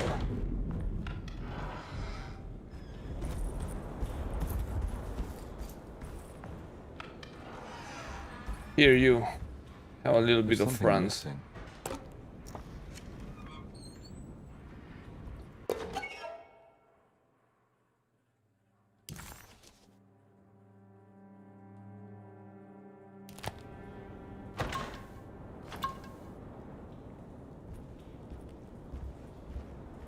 Oh, was that it?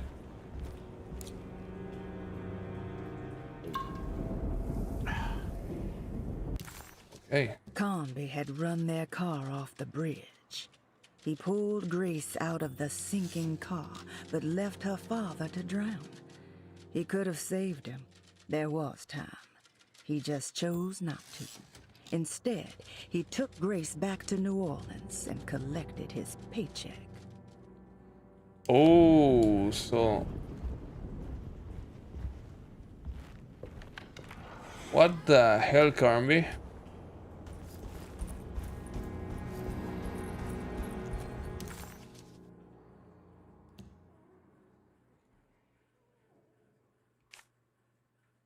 So, infirmary, where is it? Oh, all the way here. So I have to go to the stairwell. Correct.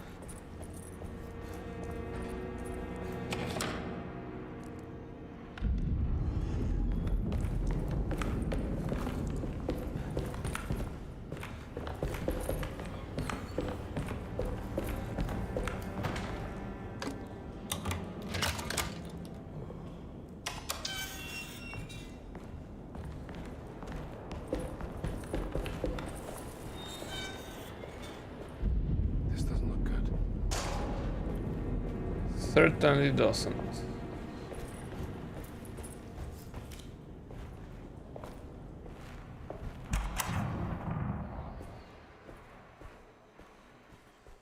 Holy hell. What's wrong with this place? Scapegoat. Unspeakable cults. Derceto stands on a breeding ground for the grotesque, a temple devoted to rebellious growth, the most ugly and cancerous side of nature. You may be able to shield your psyche for a while, but rest assured your soul will come to pray to that hideous god in time. That is the story of every man and woman who gather around that ancient arbor. They all croak, bark, and bleat, because their own bodies are afraid and they wish to repel the evil those words conjure. Ia! Ia! Instead of that blasphemous name, they gossip in hushed whispers the name of Derceto, Astarte, and the Black Goat of the Woods.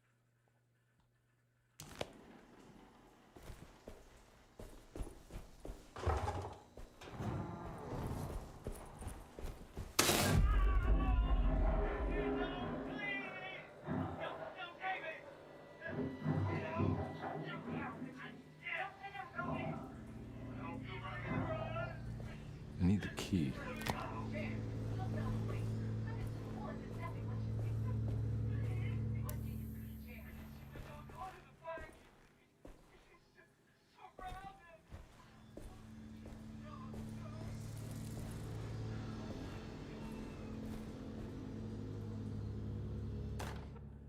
Radiography. Patient Jeremy Hartwood. Date June 14, 1930. Plates. Jeremy's skull proved difficult to capture properly. Partial radiographs worked best. A complete picture of the brain can be assembled by piecing 3 plates together. Observations. Even when looking at an assembled version, a shadow covers significant parts of Jeremy's brain. Possible tumor, but more likely that the equipment is failing. Jeremy reacted strongly to the pictures and claimed to see a giant clay worm eating and displacing his memories. Notes. While this exercise has left me nowhere closer to an answer, I feel confident that a Burkhart lobotomy should sever all necessary parts. Oh.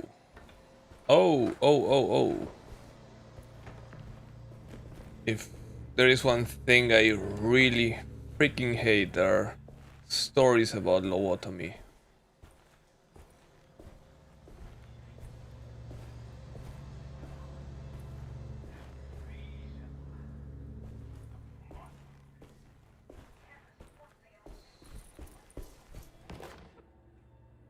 Hypothetical psychosurgery based on the ideas by Burkhart and the St. Petersburg research could end up saving Jeremy's mind.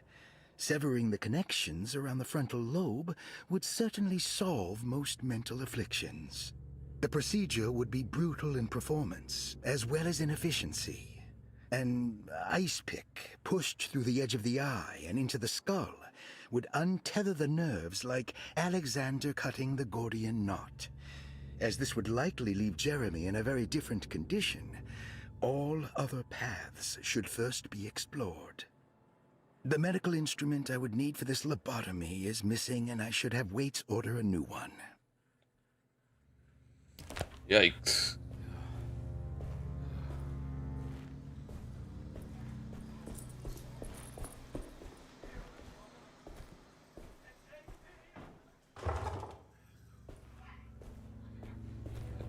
There's something down there?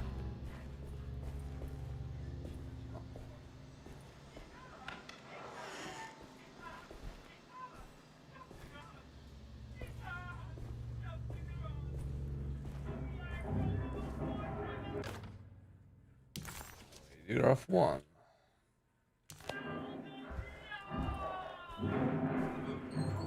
Now, there's mentions of Chthonians.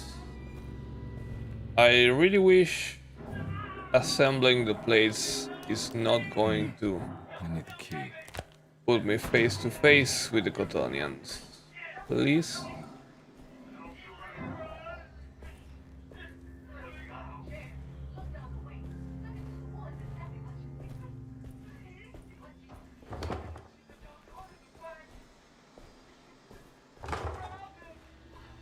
What? I need the key. What do you expect me to do now? I need the key.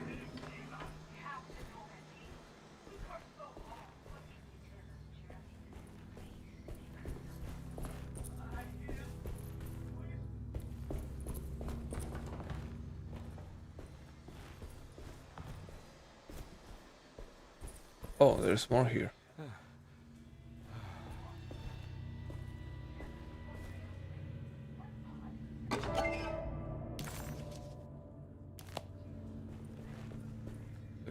Fuse.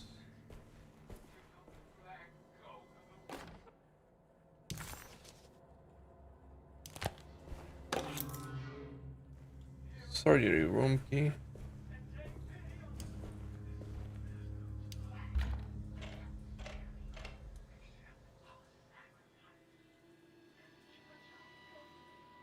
We need one more fuse, I think.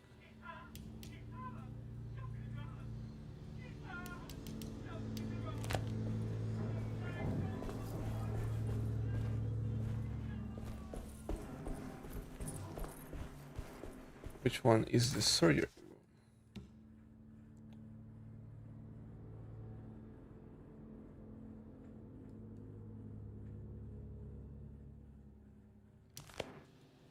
Is this one?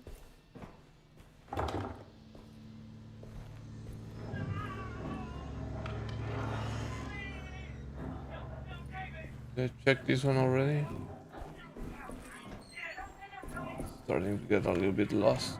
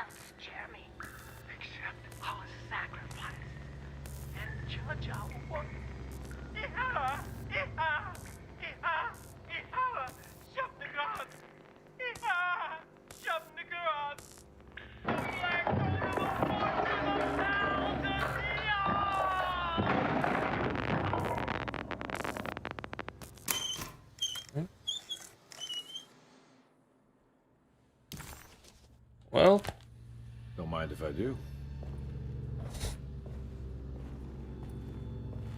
Carnby sometimes is weirdly calm, despite all the disturbing shit we are listening.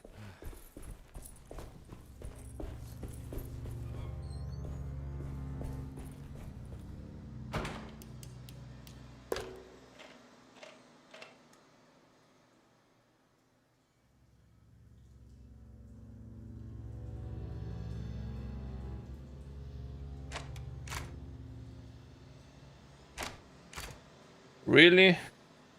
Really?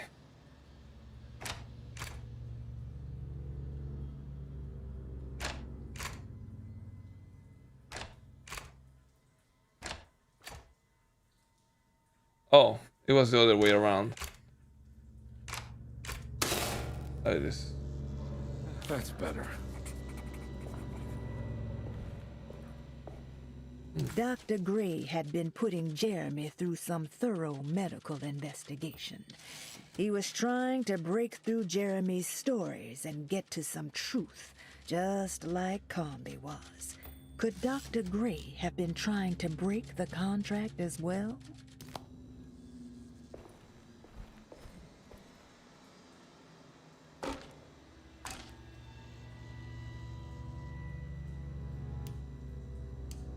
This place is... Oh, okay, I see. It's a little too dark, I was gonna say.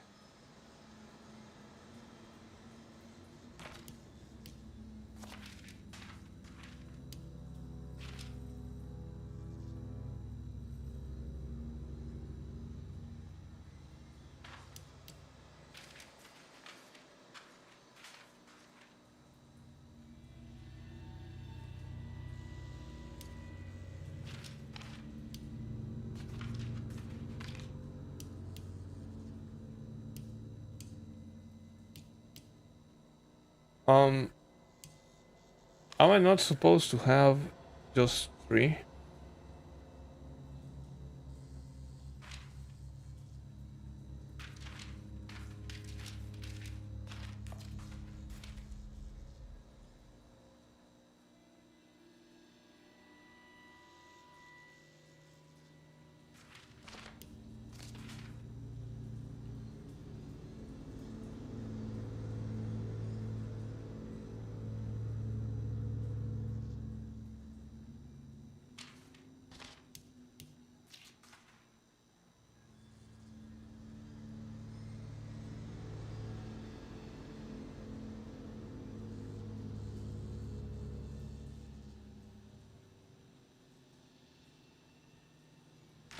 Do I even get a clue of how this should look like?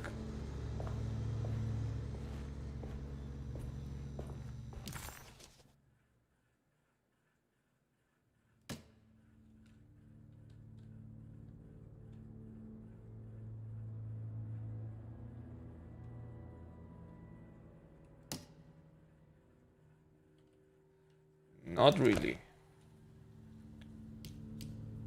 All right.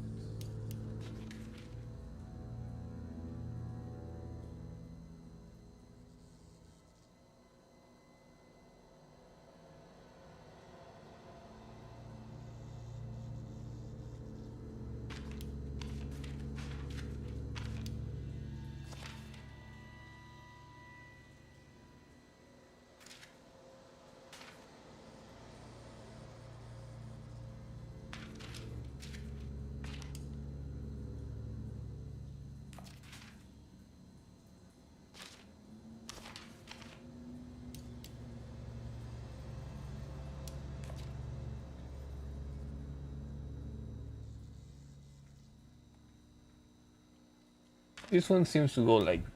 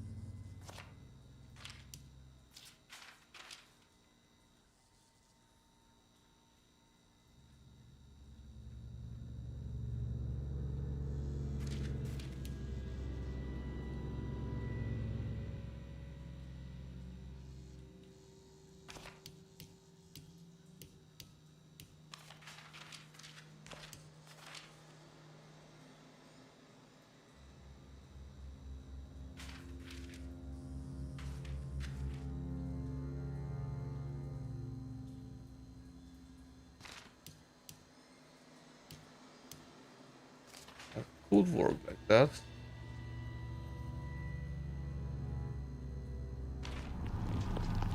Aha.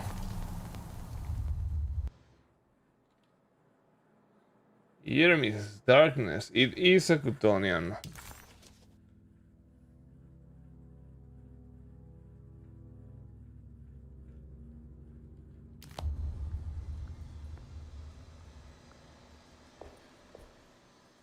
Okay.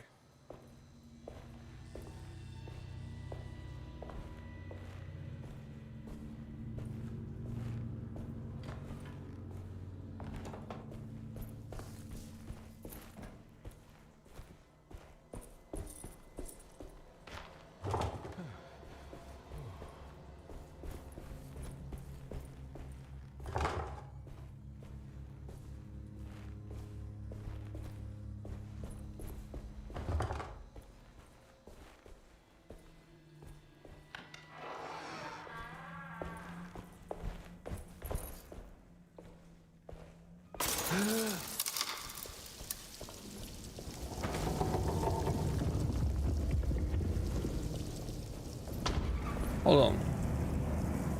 Did I check the floor?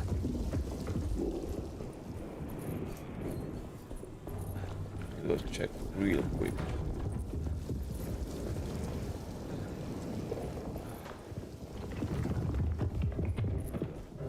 Seems fine to me.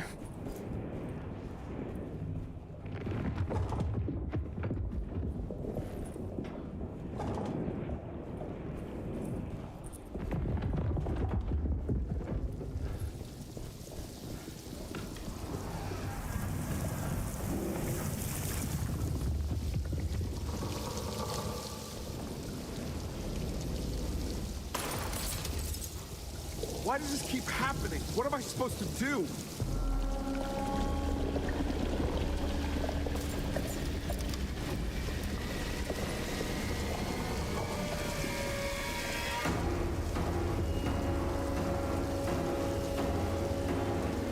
Oh, run, Carnby, please.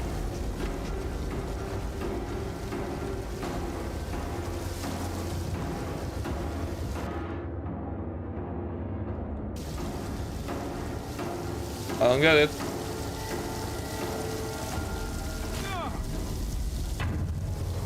Really? Probably the window.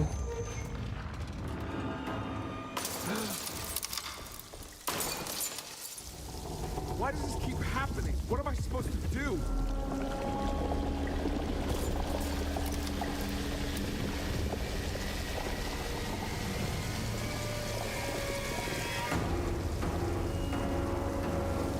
Keep going, dude.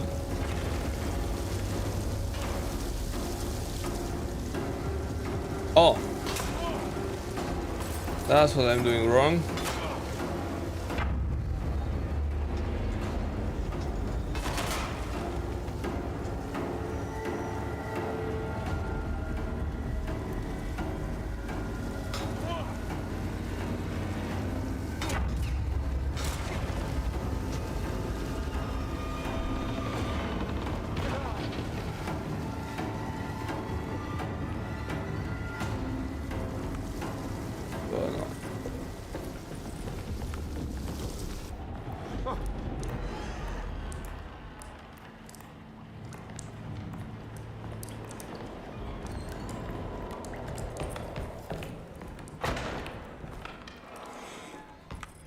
And we're back here. Well, perfect time to have a look around this place.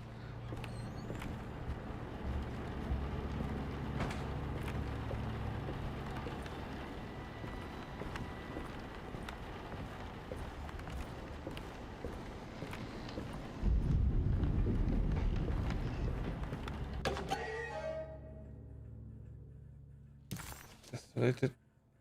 Short. Prisoner of Ice.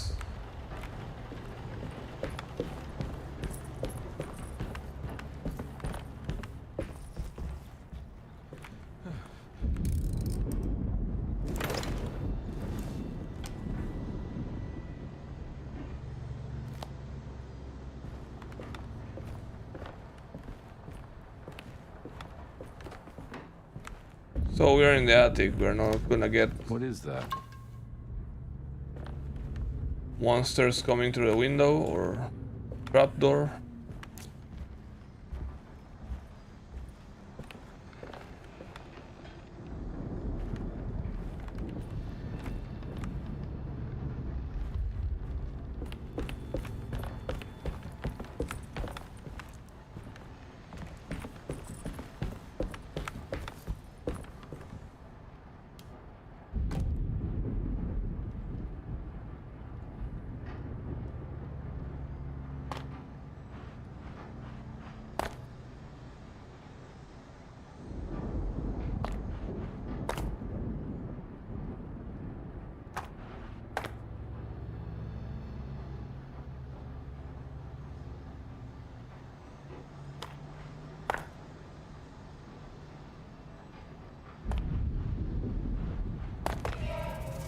Oh.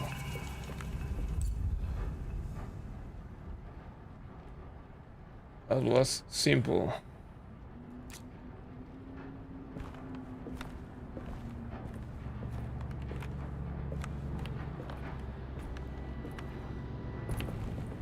Now numbers.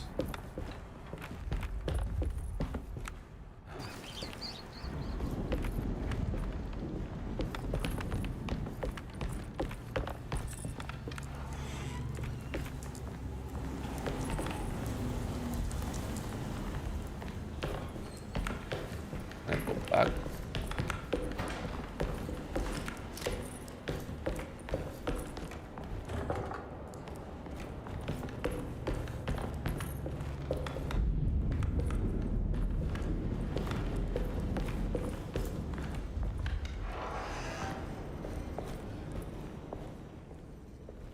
And I can, yes.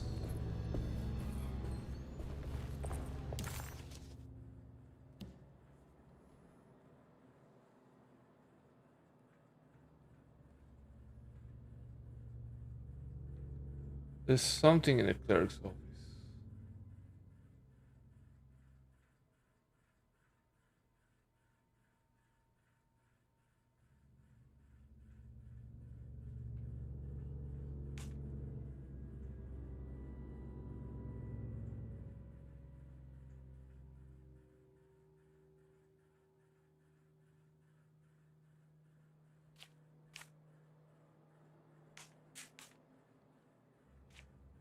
So weird.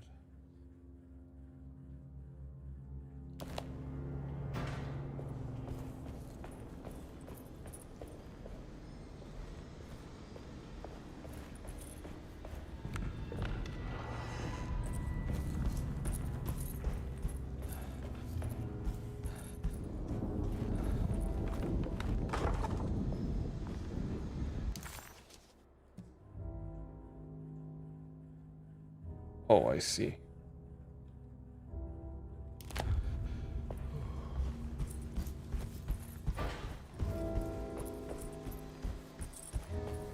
I can't take this much more.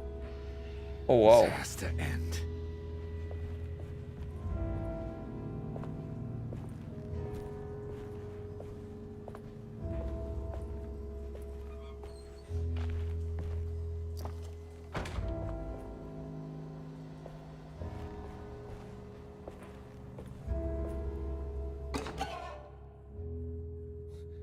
Jangling shaker.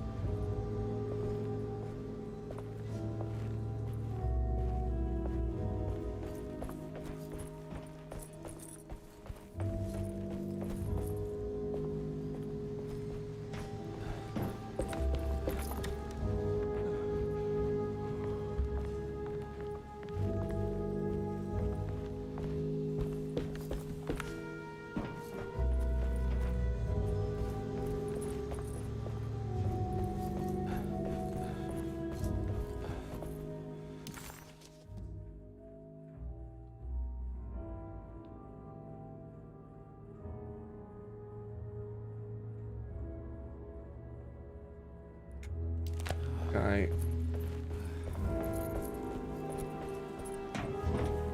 No, I cannot.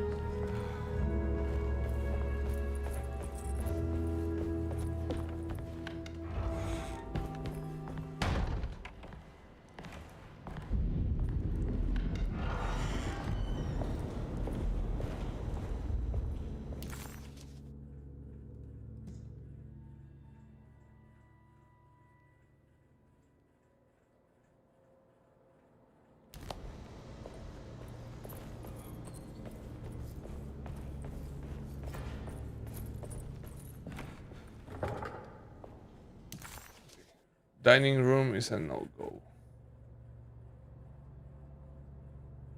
This one was locked as well.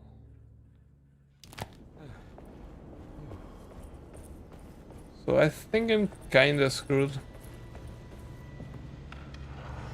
Oh no, there it is. Oh, it's that door that doesn't open, right?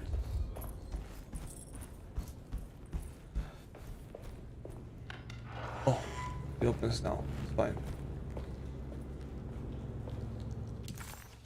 Let's see. Let's check the clerk's office first.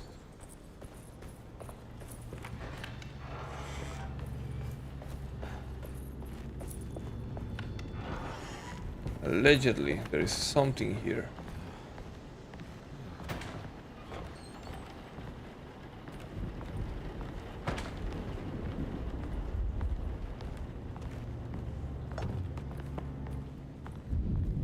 I suppose it's this thing here.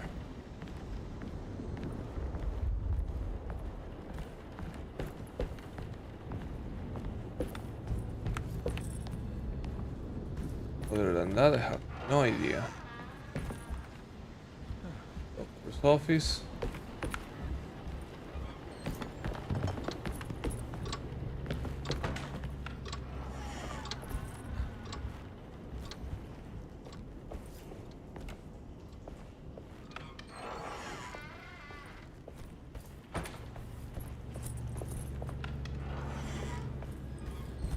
Okay, what else?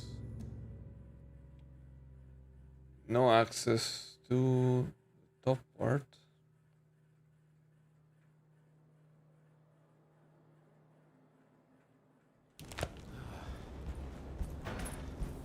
We could check the basement. There's no access to that here.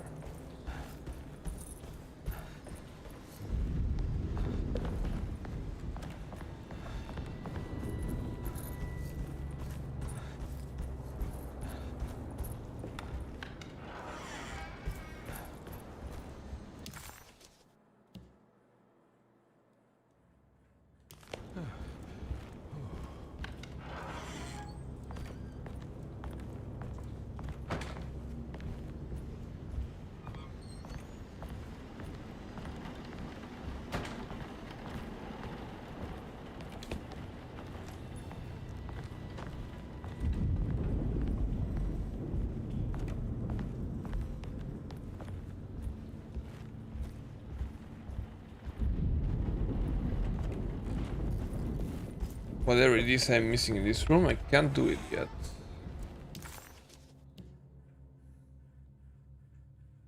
Oh, the bathroom is locked now? I'm not going in there. She's clearly had enough of me. Oh, okay, I see.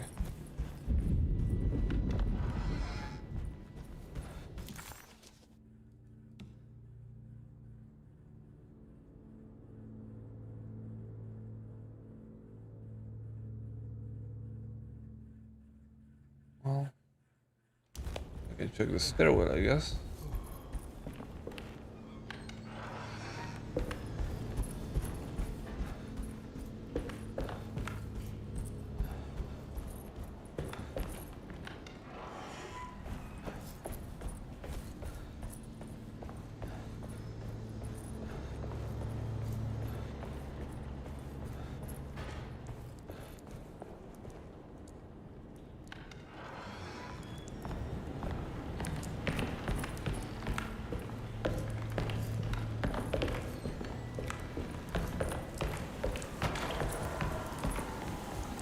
And we're back to the attic.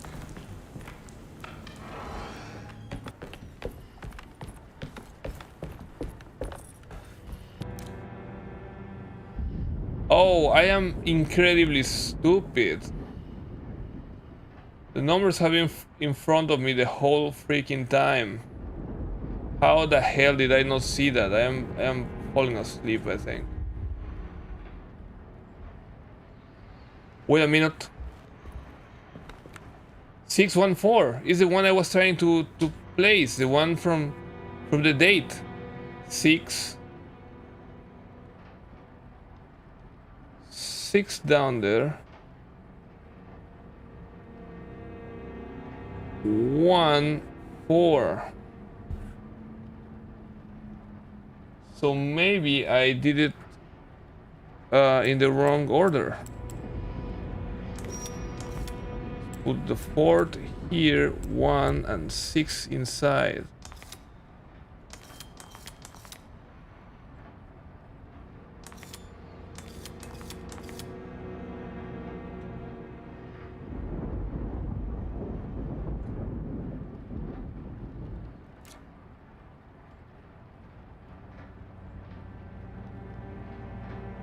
Six seems to be the big one. 6.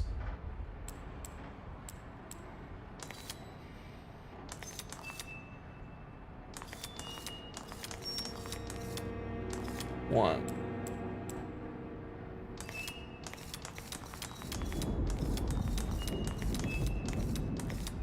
Four.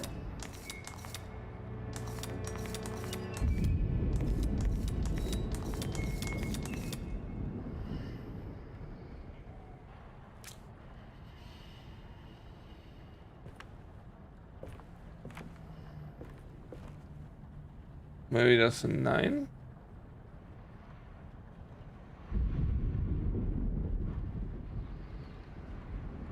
Six, 4, 1 seems to me. 6, 4.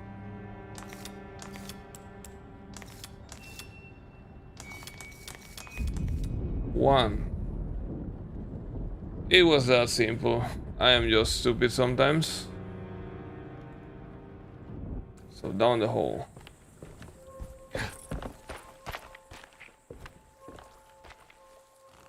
No, this is where Jeremy's hiding, right? Hello? Is anyone there? Jeremy? I need help! Wait.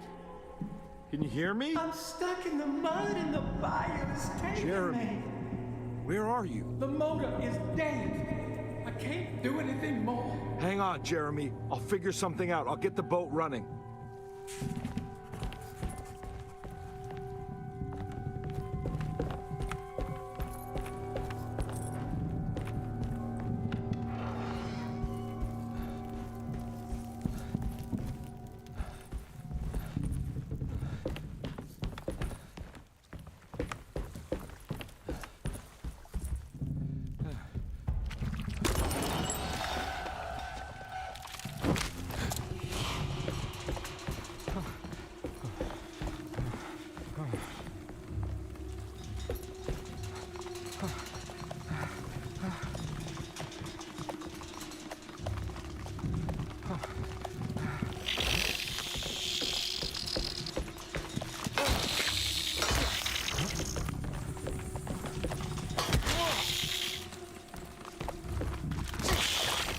You are surprisingly tough.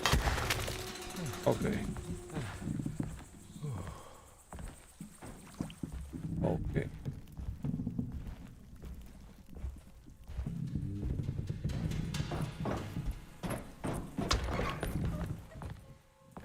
Oh, that's cool.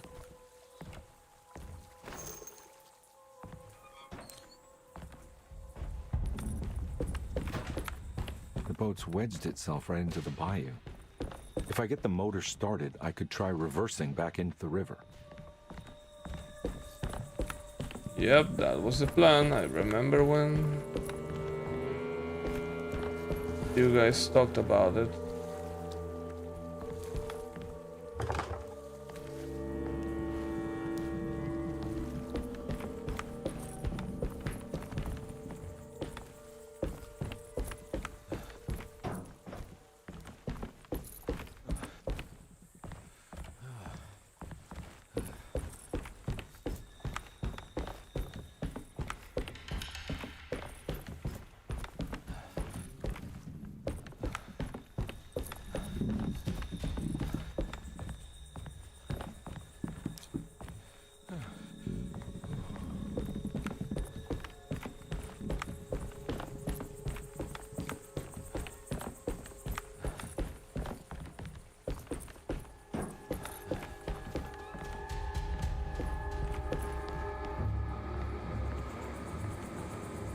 Oh no, I didn't want to do this. Oh.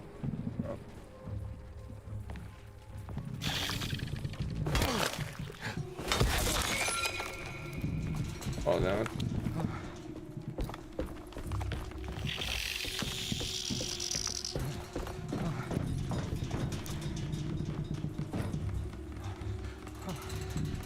Hey.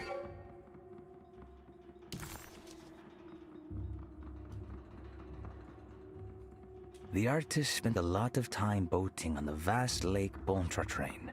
Poetry, painting, photography. Everything seemed to become better by the shimmering water and the opalescent sky. One night, as the sailors returned to Darceto, they found a masquerade ball taking place. It must have been Perosi and Nora who invited their friends from the theater. The sailors quickly fashioned masks out of plaster of Paris and joined the festivities. They enjoyed themselves for hours before realizing time was not passing. Nor could they find their friends. As they began to worry, they demanded that the guests unmasked. But they could not, because they were not wearing any masks. Ooh. How did I not hit you there, you piece of shit?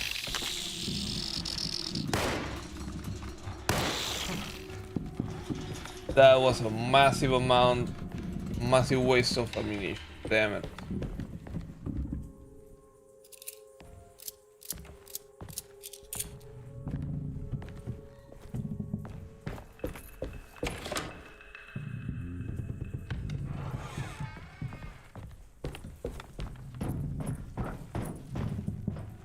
And there was nothing else to do. I was here just for the mask. I had no need to kill that thing, but I did.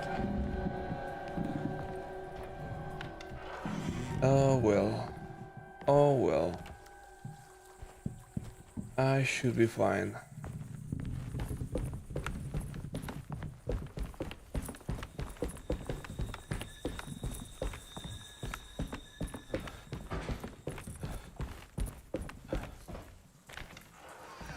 Jeremy, where are you?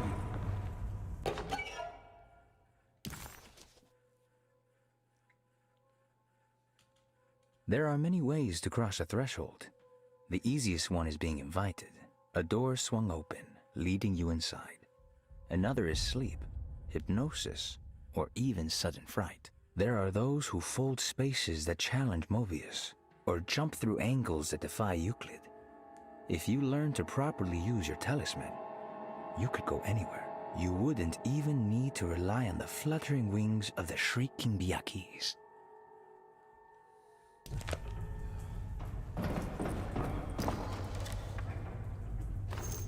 Thank you. That alleviates the mistake a little bit.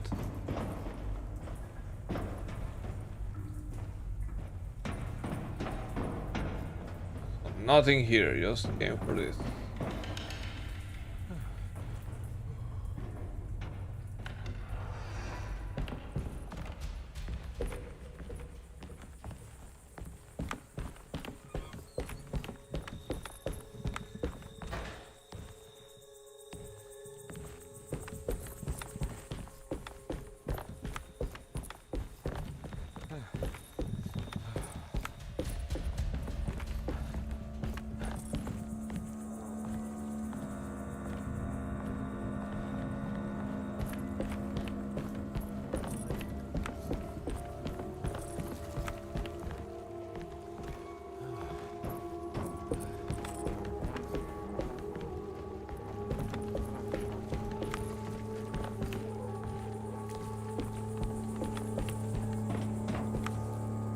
Holy hell.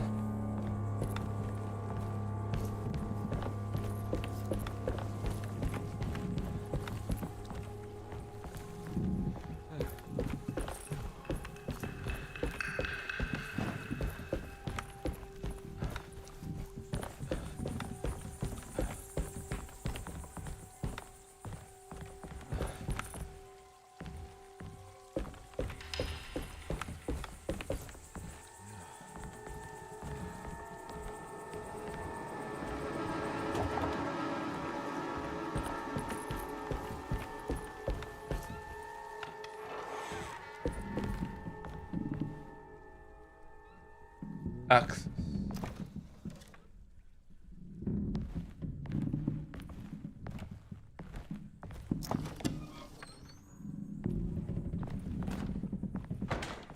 Oh, another sledgehammer. Thank you.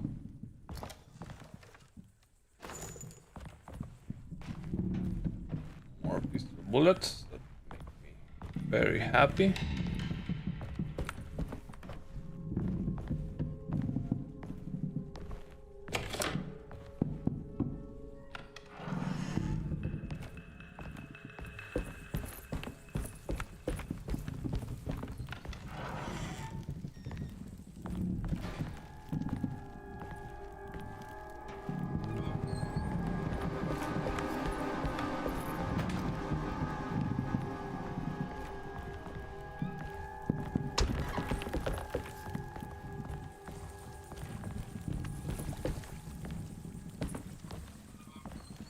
Weapon.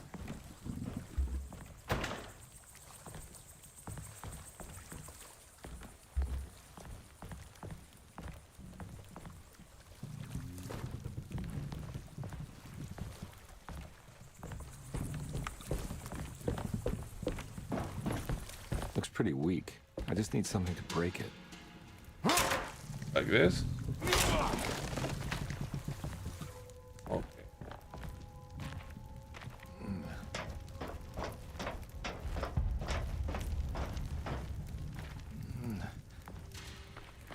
You're kidding me.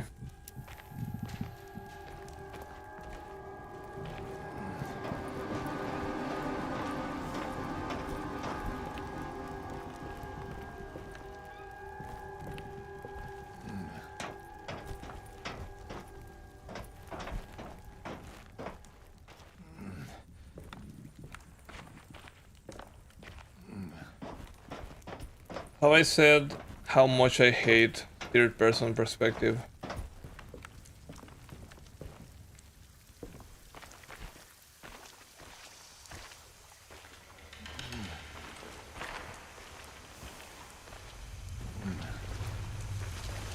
Not nice.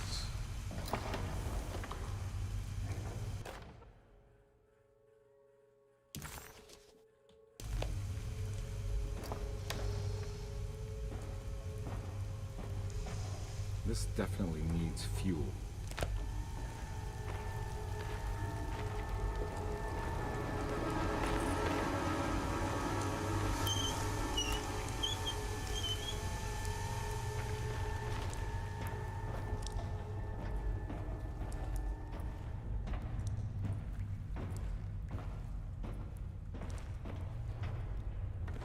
Over here.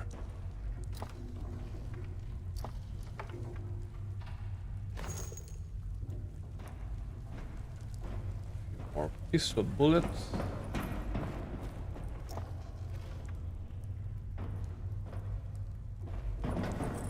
Okay, let's get our fuel.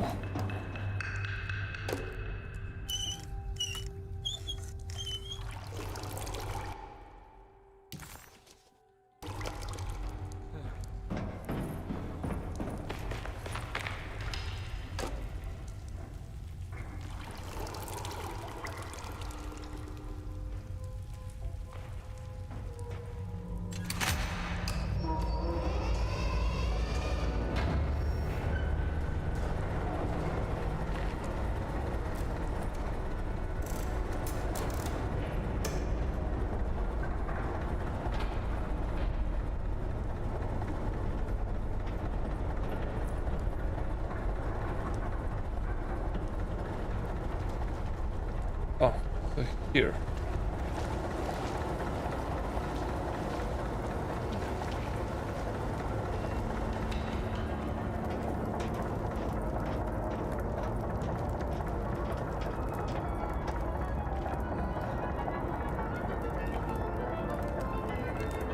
I hate that.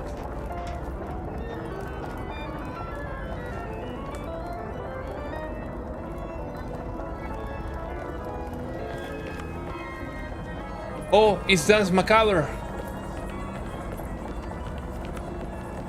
The music. Oh, how cool is that?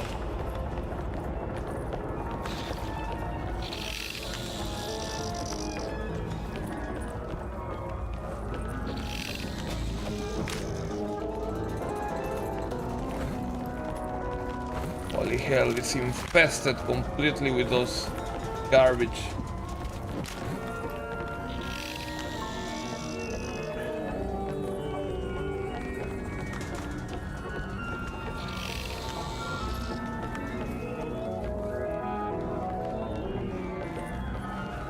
It's a completely distorted version of Dance Macabre. Ay, you piece of shit. Let me enjoy the fucking music.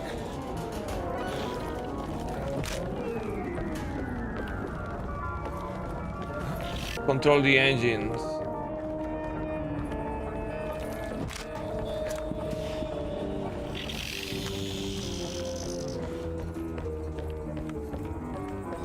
Maybe I need to clear an obstruction before.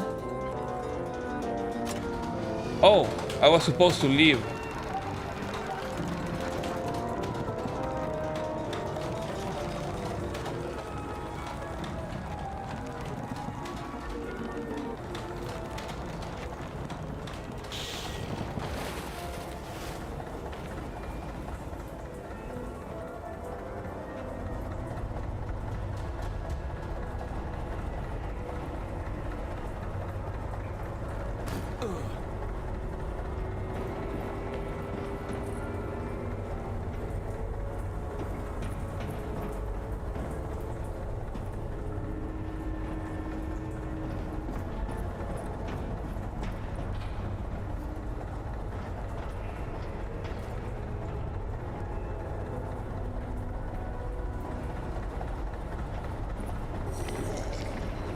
Oh no.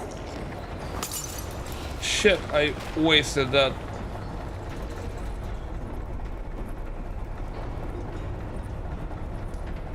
And I trapped myself because I am very smart. Okay. This requires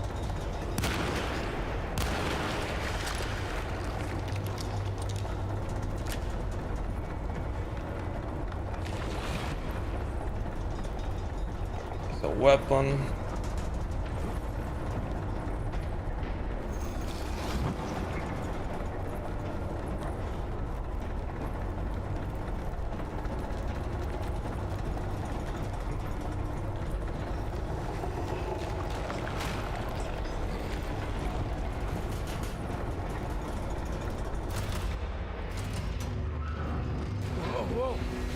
Oh, there's a bottle behind me.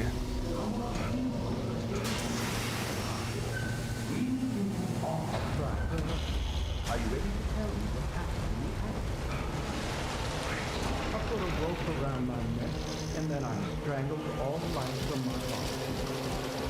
Are you under the impression? No. I was supposed to die. What does that mean? That you were supposed to die. I'm the catalyst. I had to die to make the story. What are you referring to, Jerry? 30 years ago, Frederic needed me to die. You're not making any sense, Jeremy. Find your focus. Hey! I cheated everyone. I didn't play my part. Hey! I escaped my doom. My destiny. Again, find your focus. Hey, I'm right here. What the hell is going on? Now everything is wrong. Nothing is in play. I'm right here! Calm down, Mr. Carnby. What do you want? Were you not talking to Jeremy right now? I haven't seen Jeremy all day. Are you all right, Detective? No. Actually, I don't think so. Well, maybe. I'm gonna go look for Jeremy. Good. Let me know if you find him. I took an unnecessary beating there. I don't like it. That was Jeremy's self-deceit? A steamboat stuck in the mud? I'm not gonna pretend I understand any of that. What a bunch of psychoanalytic nonsense. I'm suddenly in a really, really bad situation. This game is really swingy like that.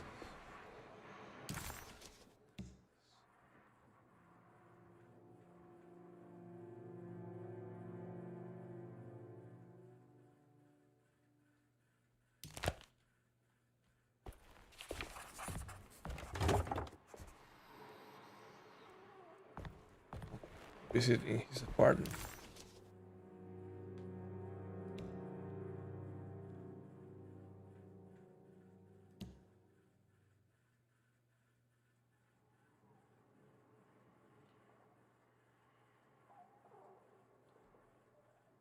So we just leave and go up the stairs.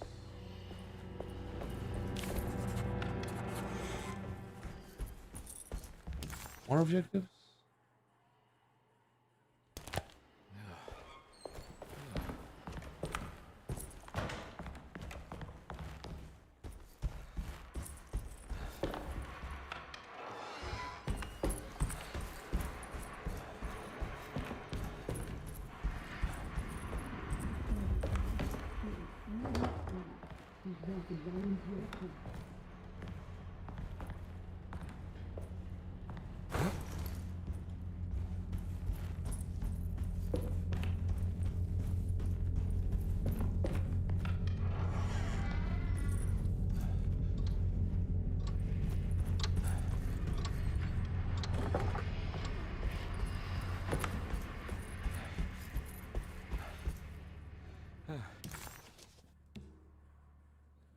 Some doors are opening by themselves.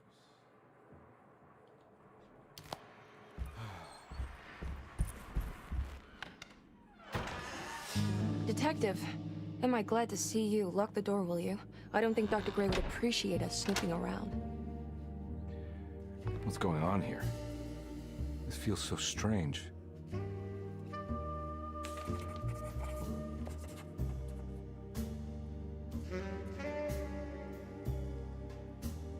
Oh, it's a fixed angle.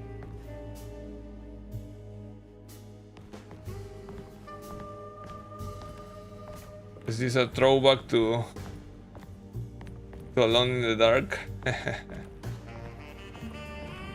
There's a book missing.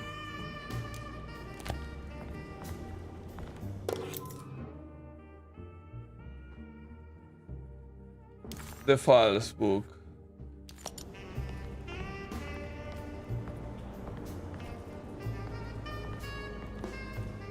Have you found anything? What? Yeah, I've seen some things. Okay. Let me know if there is anything you want to talk about.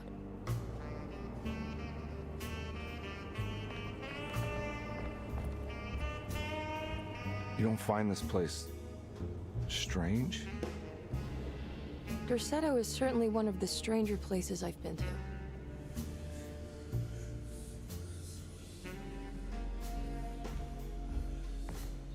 I actually find it very funny how nobody asks about Carnby being so beaten up. Ah, how cute! Toy talisman. This is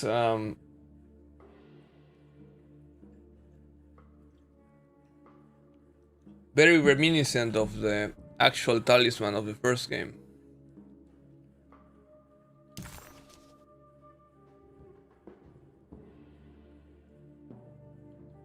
Hey. I guess I will just put the book.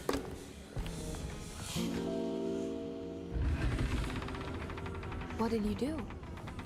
I was just rearranging the books. Well, come on, let's check it out.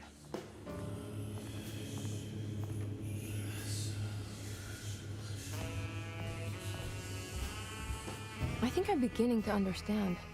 Dr. Gray is dealing with some kind of mass delusion.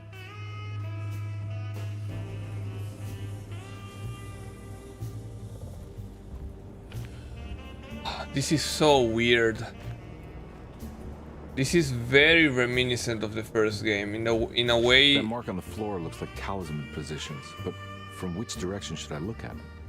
In a way that the rest of the manor isn't.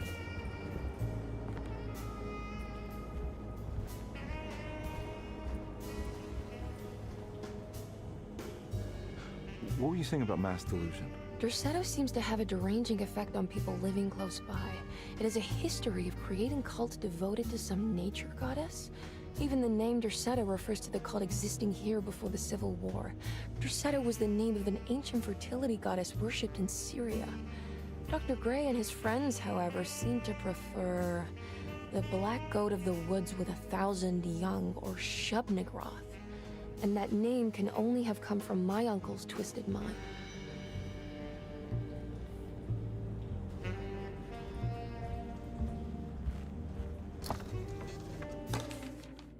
Good to finally meet you, Mr. Hartwood. I'm here on the behalf of your brother Philip. You were expecting me, weren't you? Yes. You're from Derceto, no? That's right.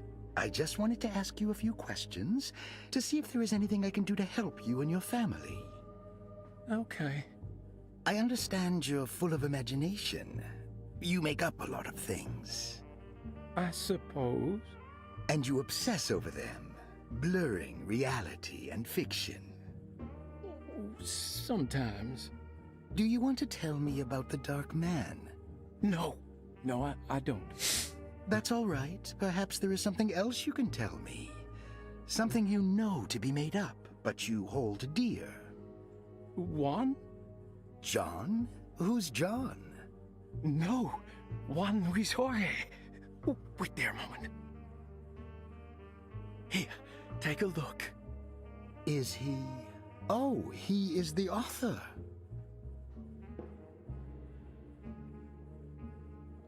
Juan Luis Jorge is funny to me because none of that is a last name. All of those are first names. So it sounds really weird. It's a magnificent book. Life-changing even. The real Juan is long dead, but I like to think of him as my friend. My most beloved friend. I see. Do you often do this? Fantasize about people you read about? No. No. Well, there is Jacob. Who is Jacob? Turn to the last page. Oh, it's a newspaper article.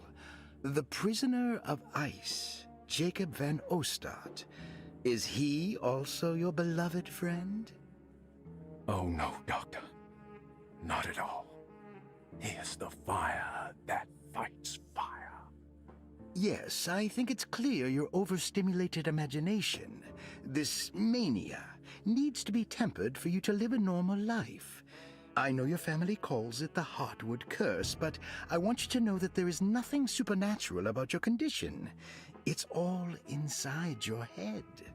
And with that, I'm very qualified to deal with. In time, you will be cured. In time.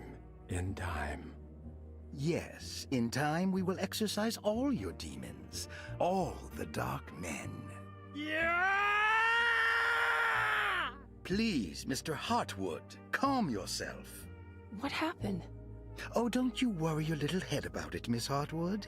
Your uncle and I just had our first breakthrough. Yeah, breakthrough.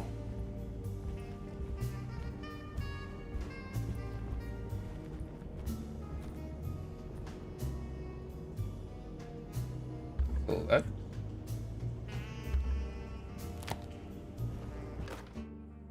The Snake Dagger, a monograph by Yael Klein. In Ludwig Prin's book on pagan rituals called The Mystery of the Grave, as translated by Nicholas Vachy, there are several references to a sacrificial dagger called the Snake Dagger. It has long been thought of as a poor translation of the original text, that it would be more appropriate with worm dagger from the Latin vermis cultrum. This seems natural following the recent consensus that the original title of Prin's book, De Vermis Mysteris, should literally translate to the mystery of the worm. However, this would take away from Vachy's great effort at translating the underlying meaning of the words and revealing several cultural beliefs. While Prin certainly was using the term worm as a symbol or synecdoche for death and the dead, which is made clear by the contents of the book, in the case of the dagger, we shouldn't be too hasty to dismiss his translation. Reading through Vahi's correspondence with his patron, it appears that he had more than just the Latin text at his disposal. Vahi had dug up Prin's living relatives and uncovered several cross-referenced historical texts and an actual snake dagger. The dagger was dated to the early Middle Kingdom of Egypt and had such a clear shape of a wave that Vahi considered calling it the sinusoidal blade. Knowing And I the know full what story, blade that it is. seems prudent that he chose to translate it as snake and not worm. There are several reasons why this choice of word helps us understand the pagans that Prin's book attempts to describe. The symbolic value of the shape becomes more apparent when reading about the use for the dagger. In the passage of possession and exorcism, we find the snake dagger poisons the poisoner within the victim and is therefore pacified. Where the literal text would tell us that the worm dagger trumps the demon possessing the victim, it tells us nothing of their reasoning, only that somehow this dagger wins against the demon, like it had the better hand in poker. Vahi's translation allows us to follow the underlying logic to the ritual magic that is being performed. Poison the poisoner sounds like fighting fire with fire.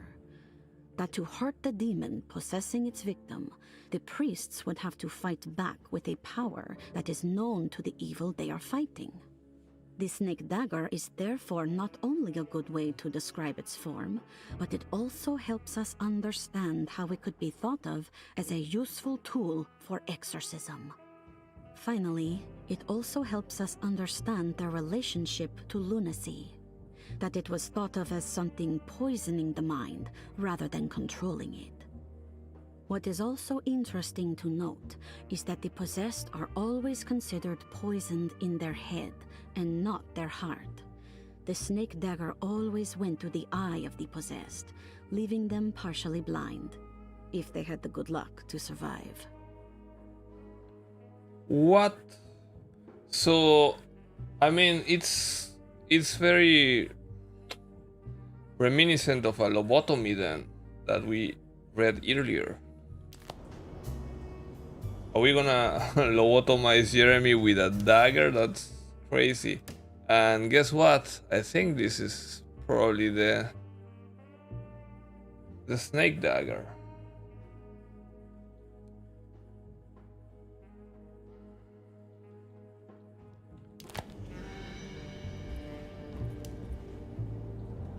Locked closet. Do I have a key? No.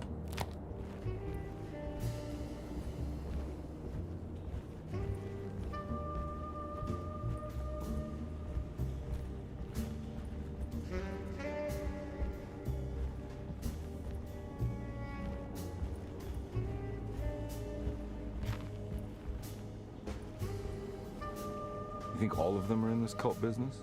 Even Jeremy? I'm not sure any of them have a choice at this point.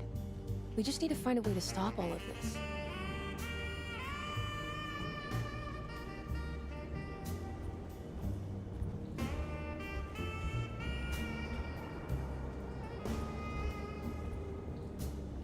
So, the talisman.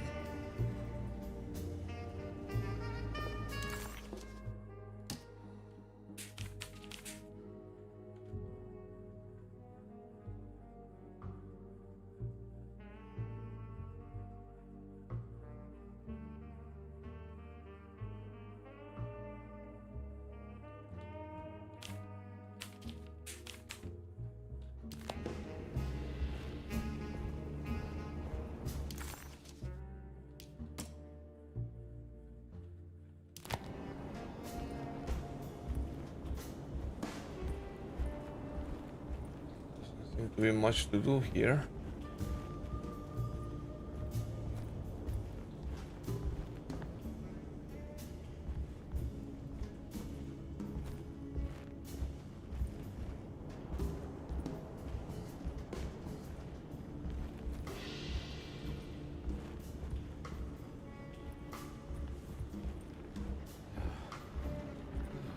Oh, there's another little room here. Okay.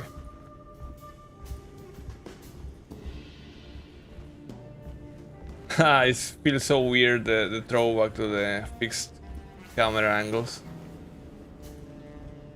Huh. Has that been there this whole time?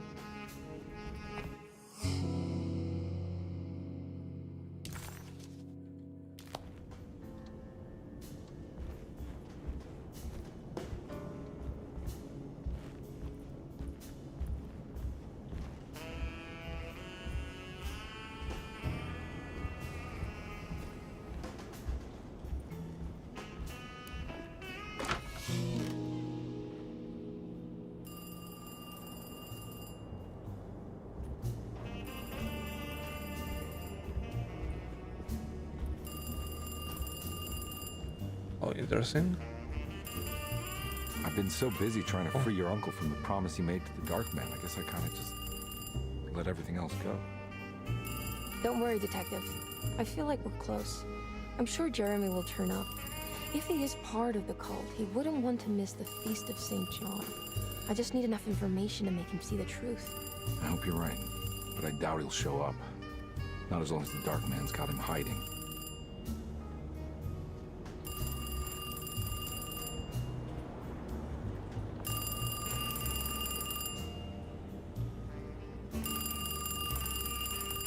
You're not supposed to answer the phone if you're not supposed to be here. Hello? Detective Carnby? Who is this? Jeremy? Jeremy is with the Dark Man. You can't save him. Well, I've done everything you wanted so far, and there's just one more thing on the list. I expect him to keep his promise and return Jeremy unharmed. Get out, Detective. While you still can.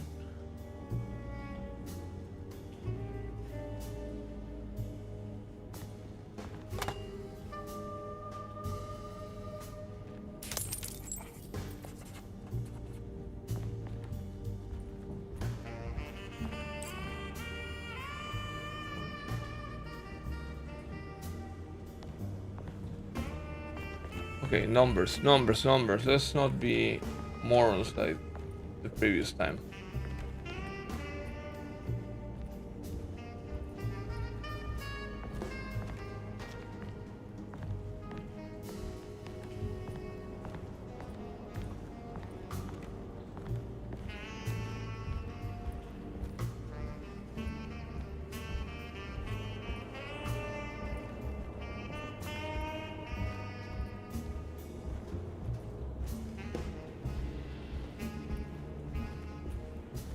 Oh, okay, this is the position.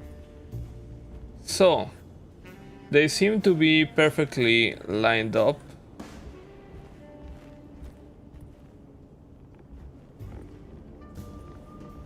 With the little crossed out circle on one side.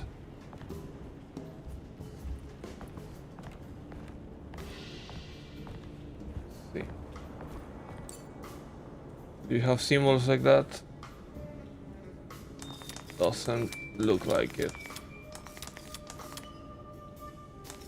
Oh, I see. There are.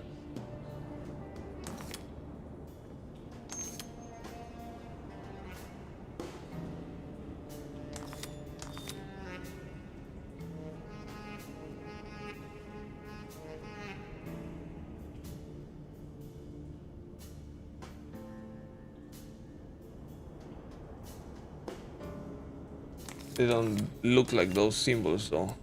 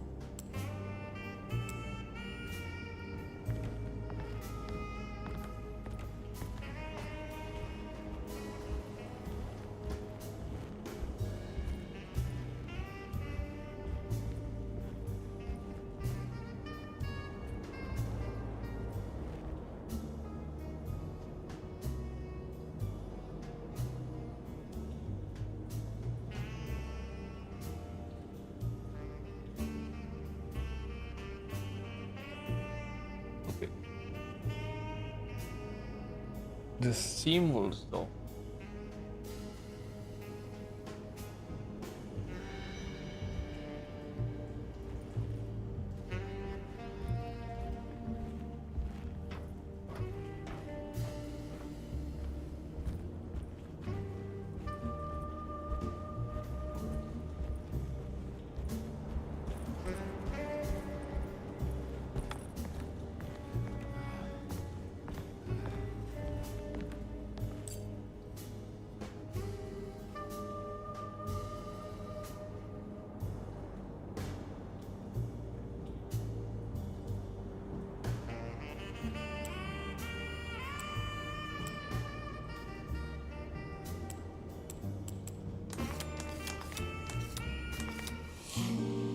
Oh, it was like that.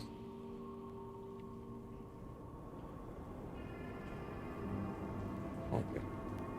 So yeah, I know. It's the room.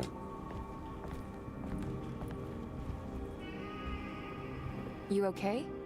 You look a little frazzled.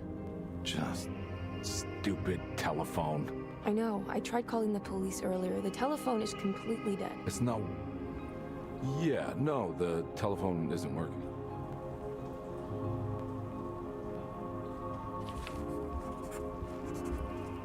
Miss Hartwood, I think you're gonna want to see this.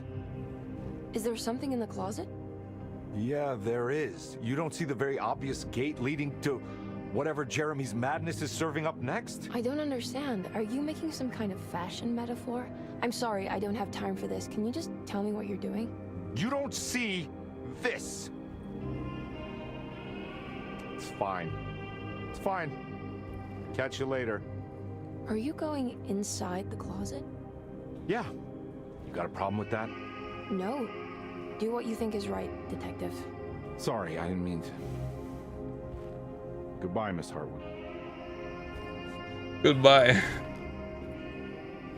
Okay, so it's clear that only we see that. That's not a good sign.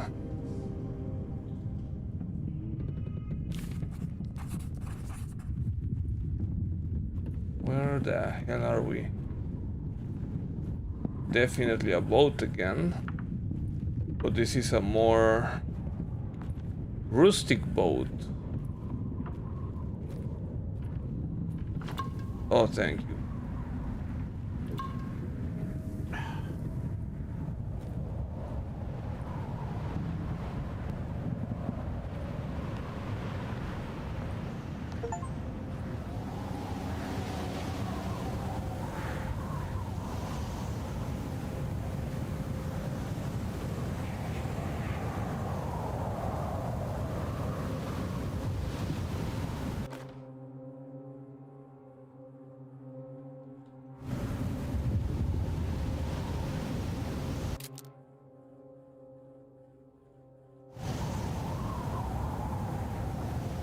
Okay. That's interesting.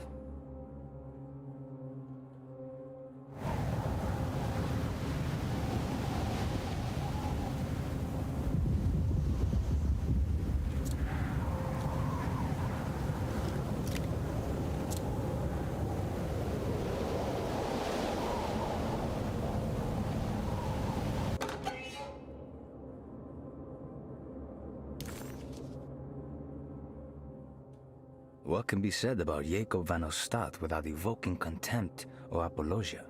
The first piece of information is the obvious. He is not the explorer Jeremy idolized in his youth, but the figment of his imagination. If you want biographical facts, I am not the one to answer such questions. In the case of Jeremy, he is a guardian of imagination, or rather a persona appointed the role of containing a self-sabotaging mania. However useful Jacob once was, his loyalty to Jeremy has slowly been replaced by fanaticism. Like a firekeeper who has for decades been burnt by his own sacred flames, now does what he imagines the fire wants. Jeremy has lost all control over Jacob and suffers greatly because of him, but is admittedly also still invigorated by his labor. In the plainest of words, Jacob keeps Jeremy sick so he can remain Jeremy.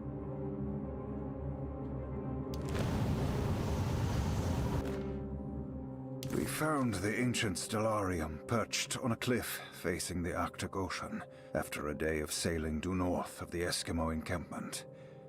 Jacob van Oostad was our most keen member of the expedition. He had been chasing down the source of a peculiar type of crystallized metal present in several sacred items among the natives on the northeast coast of Greenland. The site was a remarkable find for any explorer, and we were all enraptured in our search for enlightenment and meaning. The surviving architecture seemed almost unearthly in origin and astonishingly sophisticated. The metal Jacob was searching for was abundant, almost ubiquitous. We were so taken by our find that we were surprised by the sun falling below the horizon. As we quickly picked up our gear, ready to head back to our camp, Jacob van Oostad declared that he wanted to stay. He was adamant. We begged him to reconsider. The night would be getting colder by the hour, and we feared for all our safety. Jacob refused, threatening us with violence if we wouldn't leave him alone. As the snowfall turned heavier, we left him there on his own. The next day, the weather became worse, and we had to spend hours enforcing our shelter as our tents became increasingly useless. The group had written off Jacob, thinking he must be dead. I had an urge to make one final attempt to save him, so I headed out as darkness fell with a handful of flares and headed toward the coast and up the climb towards the stellarium. That's when I saw him, transfixed by a burning sky, that celestial lantern. Jacob keeled over and let out a painful shriek that struck me with such fear and pity. He was crying in agony, for the cold weather had ravaged his flesh. I called out to him, and he turned to face me. His vacant stare held me in place like a needle through a butterfly, and he said, "You must leave now, Ashton. Go, and never come back." And so I left.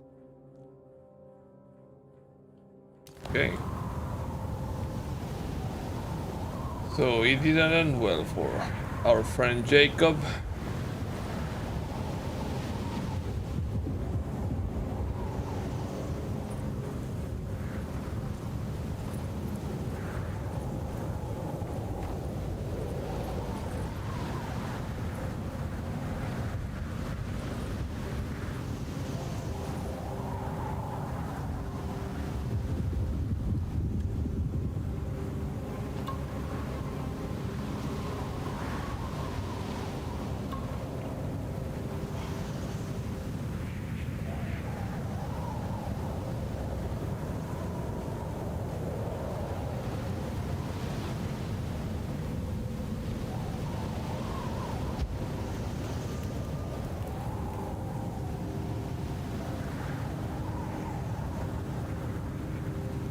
So, light my way forward.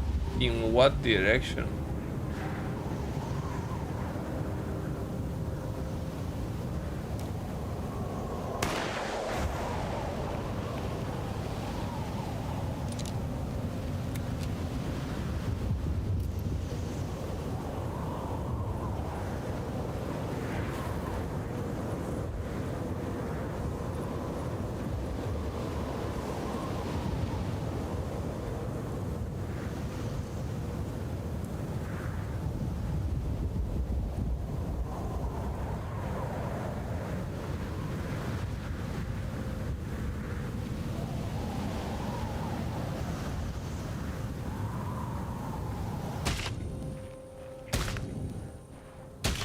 What is this?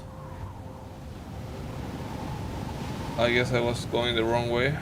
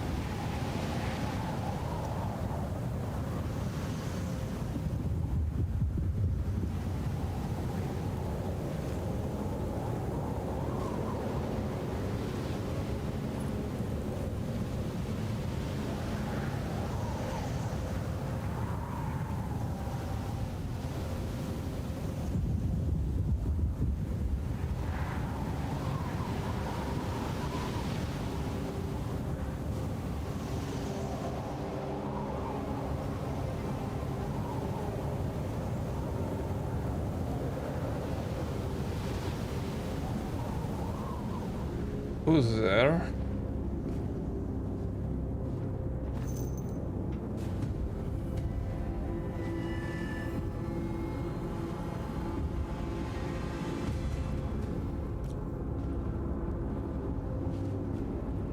Hey, You, Jacob?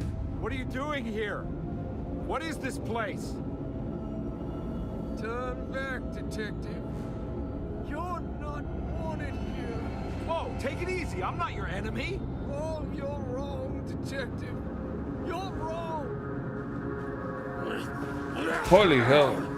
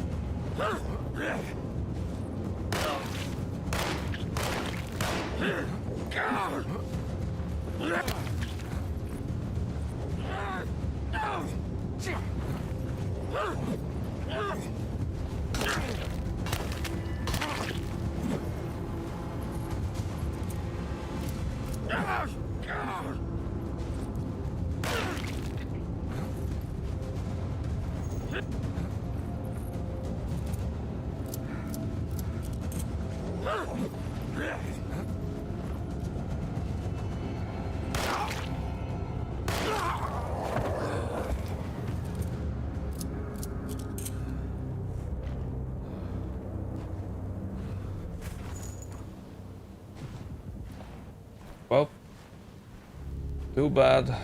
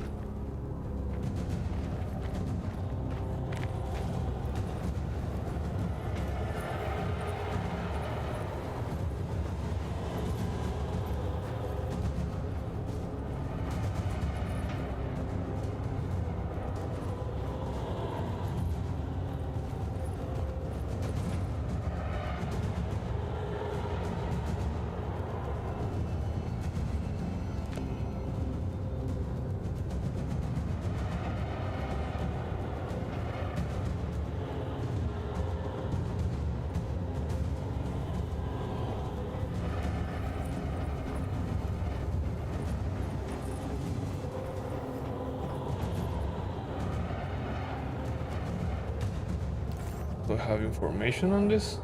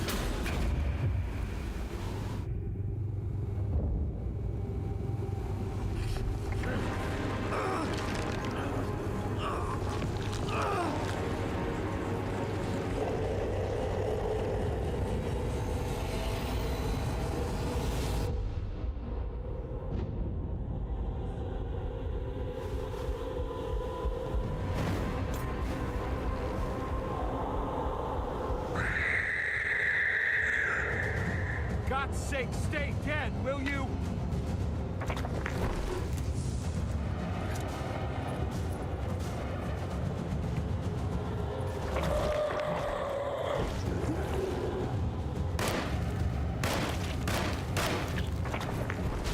Oh.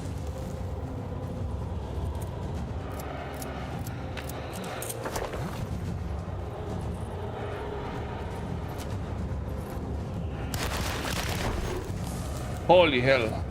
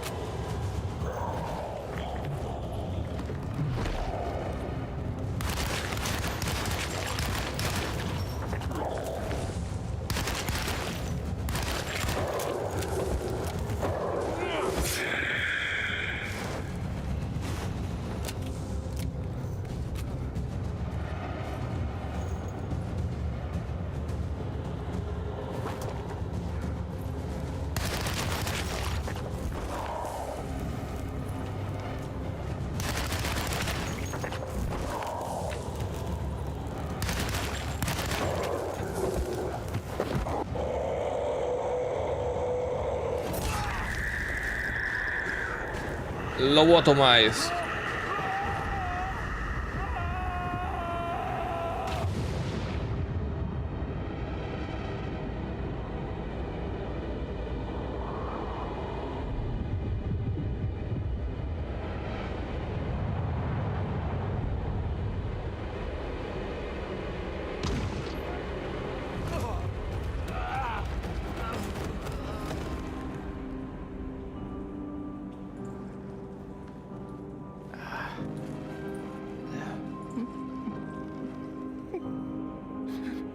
Jeremy?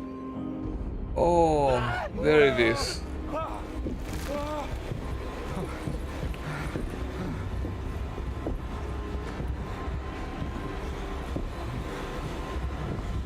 You did everything! Aren't you happy? Stupid charlatan! What more do you want from me? You want me to lose my mind? Oh, my lord! Doctor! Baptiste! Quick! Jesus. What were you thinking, Carnby? Oh, wow.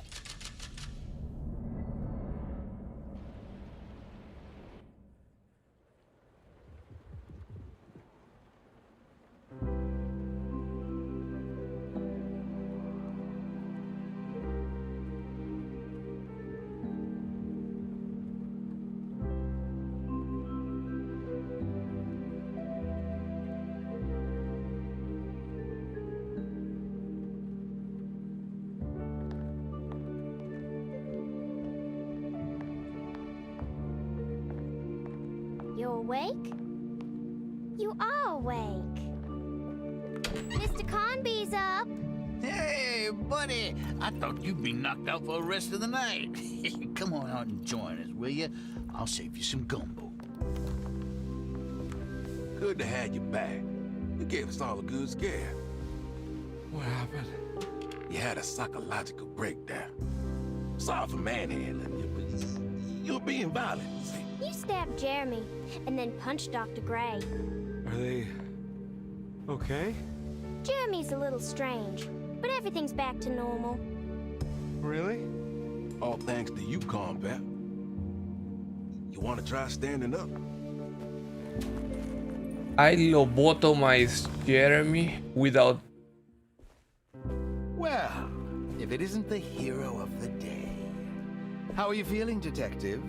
Never better. How about you two? Hey, Jeremy, I didn't do too much damage, did I? Things are fine. Very quiet. What's up with him? Painkillers? No. You see, despite you having the finesse of a one-eyed butcher, you managed to lobotomize dear Jeremy. I did what? It's actually quite impressive, It's not like I hadn't considered it myself. I just wish Jeremy could have been helped without reducing his personality to that of an oyster. But he's gonna live. Of course. As long as someone keeps feeding him, he'll outlive the best of us.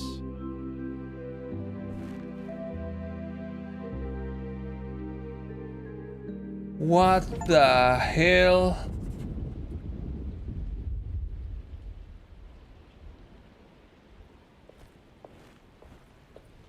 Oh, I don't like this.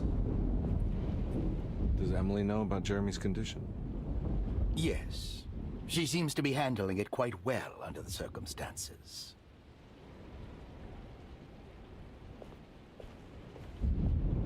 Does she still want to take Jeremy away from Derceto? I will have to insist that you do. This is not that kind of institution.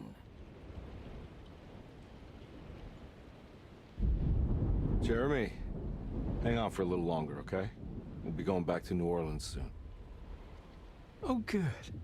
I do so miss the city lights. Oh, this is really messed up.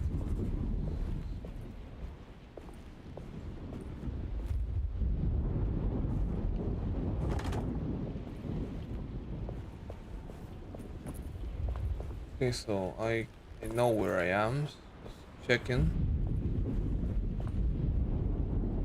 Hey, Ruth. Glad to see you made it back to Derceto. You too, Detective. Make sure to stay for the festivities. It's no Mardi Gras, but it ain't bad.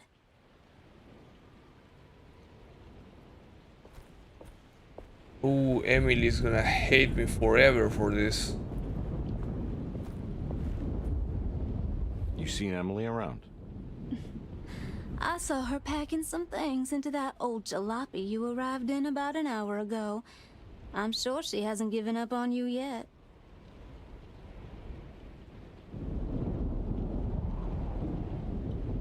Catch you later. Looking forward to it, Detective.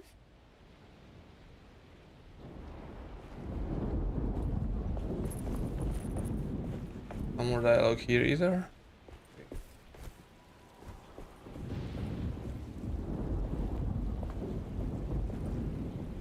Good to see you back on your feet, Detective. Have some gumbo. Thanks. I'll save it for later.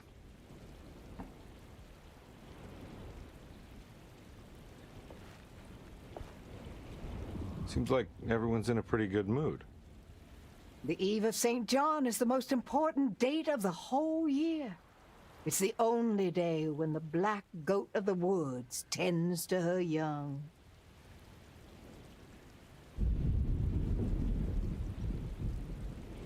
I'm gonna go look for Emily. Don't worry about her. She wouldn't leave without you, would she?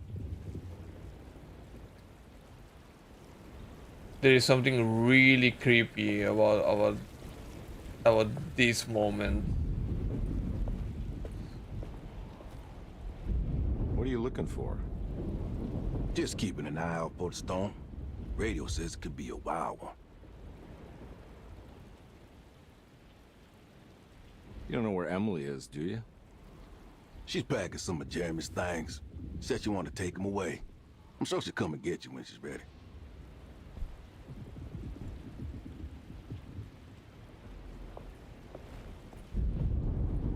Should probably get a move on then. See you around, compare.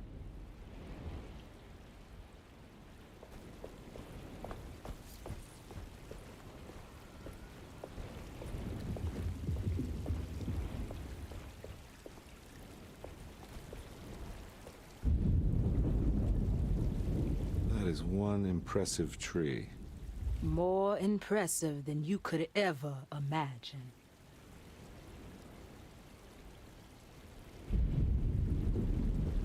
So how does this all work? You dance around chanting? For the ritual, I mean? Stay and find out, Detective. It might just do you good.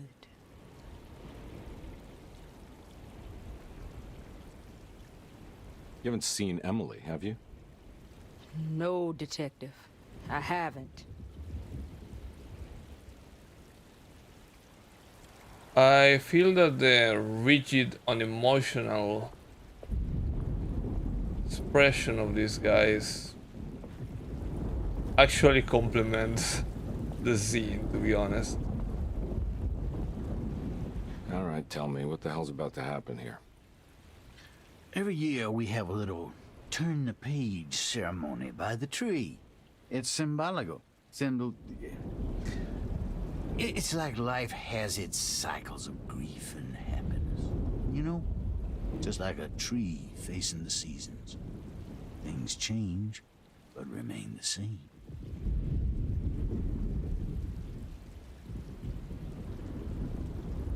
So this is basically New Year's Eve, but with a tree metaphor. Exactly. You're so smart. It's about starting again. I mean, who could use a positive message like that more than a bunch of lunatics like us?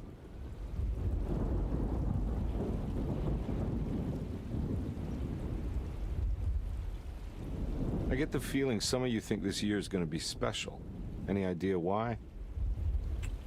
Well, we got some new words, thanks to your buddy Jeremy, and some other changes to the program. Let's just say we're all in this year.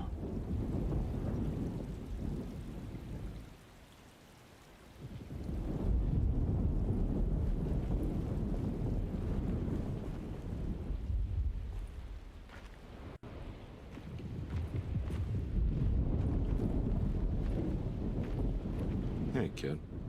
What are you up to? Preparing for the ceremony. I don't want to disappoint Mother.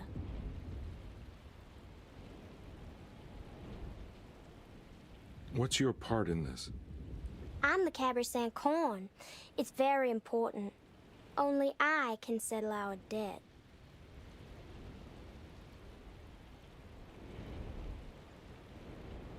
You know, I had my doubts, but you are in the right place, Grace. I think you might be right. For once. What the hell are you talking about, Carnby? This is incredibly creepy.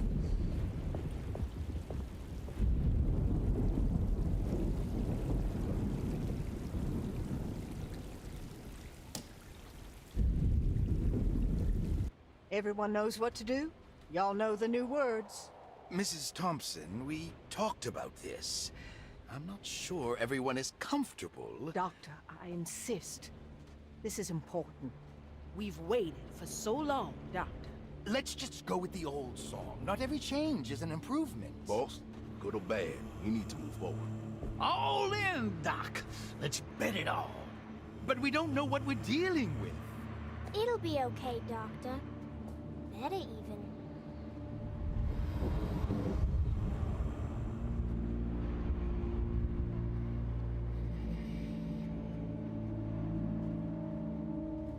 Ever there praises in abundance to the black goat of the woods. Hear us, Mother. Take pity on us. Take pity on us. Ever Hear there us, praises Mother. and Praises abundance and abundance to the black goat of take the pity woods. on us. Hear us, Mother, and take pity on us. Take pity on us. Ever there praises and abundance to the black goat of the woods. Hear us, Mother.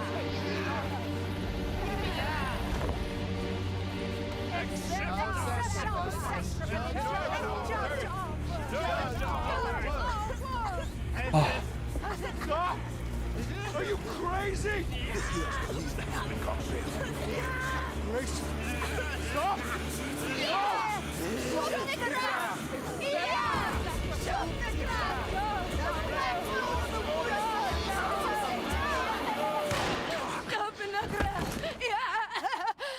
Detective, get my uncle out of here. Jeremy, come with me. Get over here. What the hell? Jeremy, come here.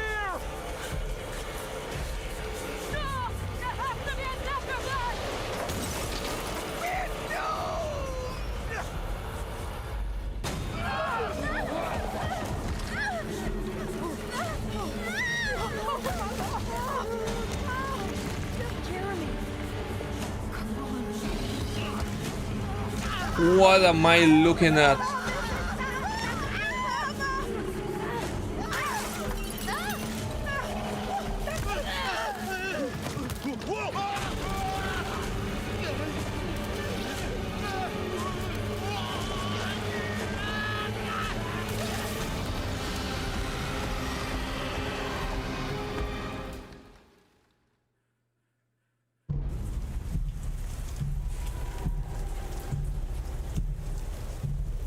Stop the black goat of the woods? I have to stop it.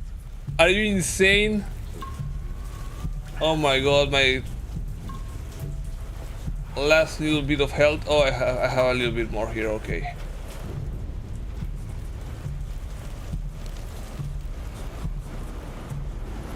How am I going to stop an ancient god?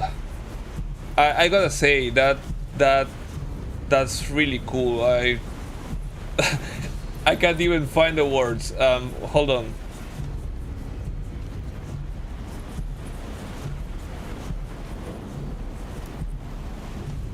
This completely left Harry Potter's Whomping Willow in the dirt.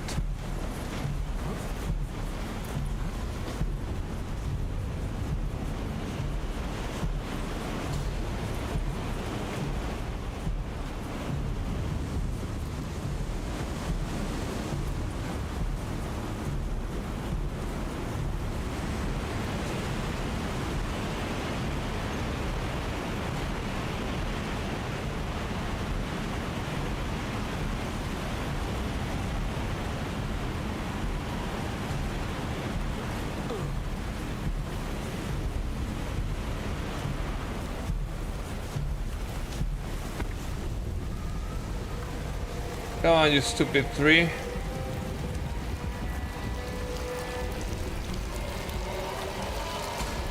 Holy hell, that's... Oh, whoa, whoa, whoa, whoa, whoa. I don't like this.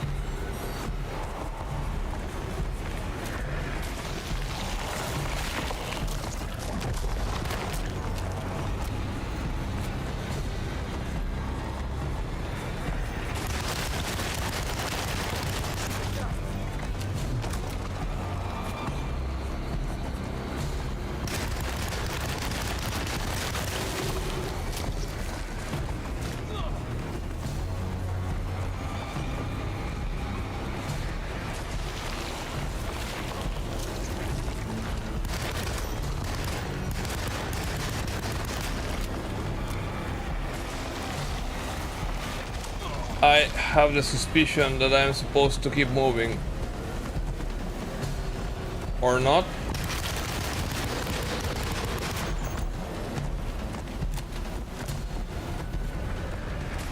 Keep moving, Carnby. Come on.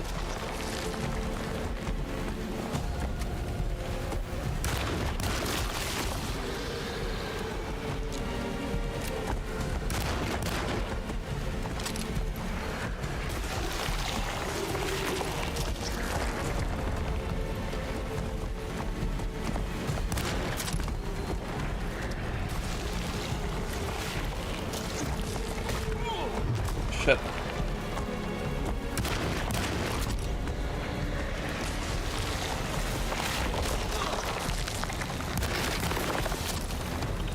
Oh, I see.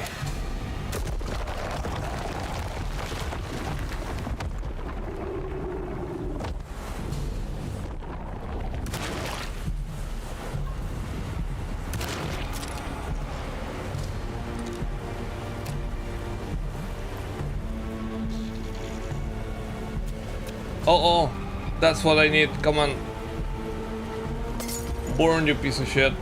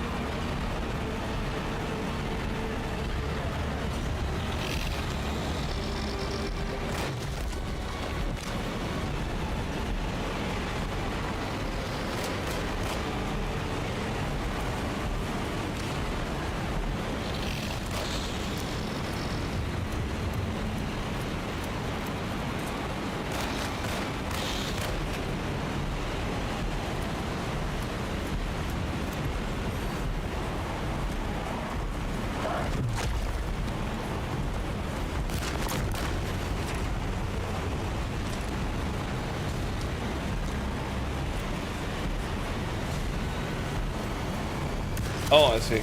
There's one. There is another one. There's another one. Ah.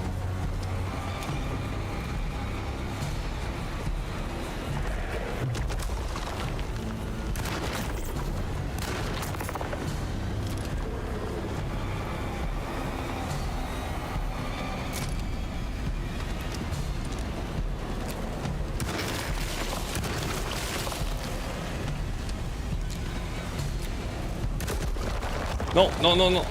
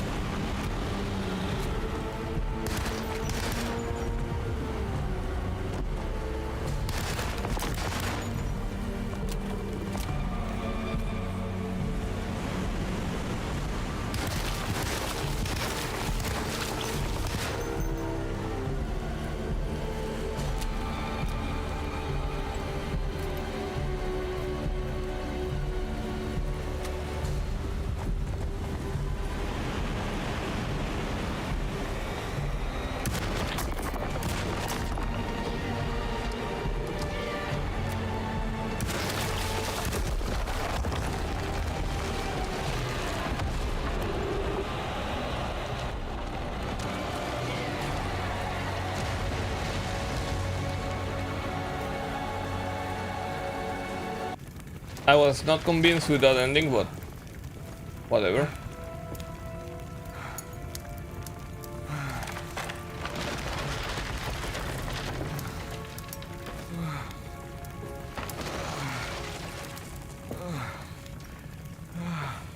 Detective! Oh, what the hell was that? I tried to tell you. There was so much evidence. Their devotion to the Black Boat was like nothing I've ever seen before. I felt so dumb believing any of it, but I'm glad I did. Are you okay? Everything is out of order. This isn't the way the story goes. I shouldn't be alive. Yeah. Well, you're welcome, buddy. How are you doing, sweetie? I kinda like it. You ruined everything, but I'm not mad. What the hell is wrong with you, kid?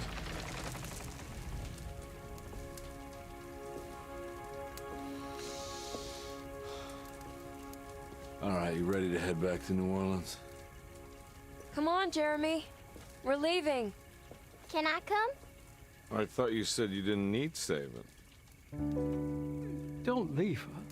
She's important. Of course we're taking her with us. Yay, I'm important. Holy hell.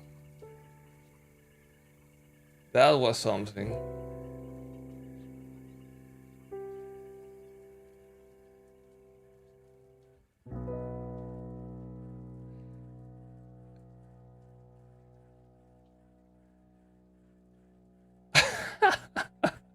I'm sorry. I'm still processing what I just saw. Holy hell.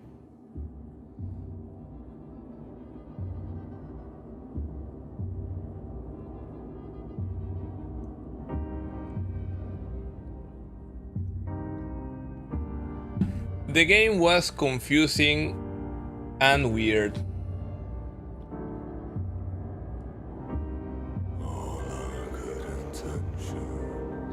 But right at the very end, they decided, you know what? But let's go all in on the insanity. That was so over the top.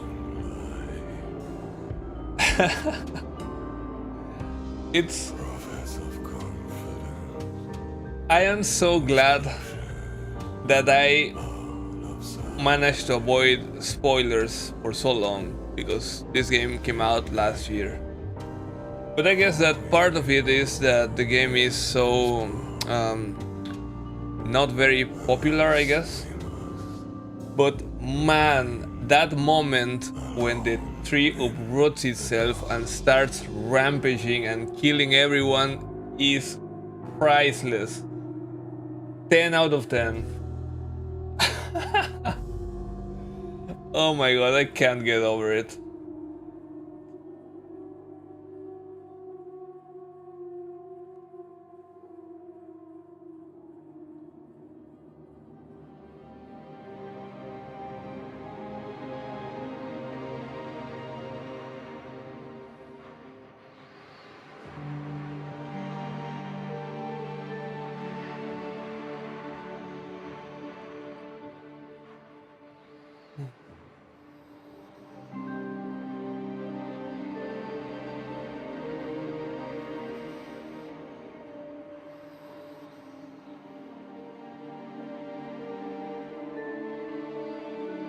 And well, I still have to play the other side with Emily.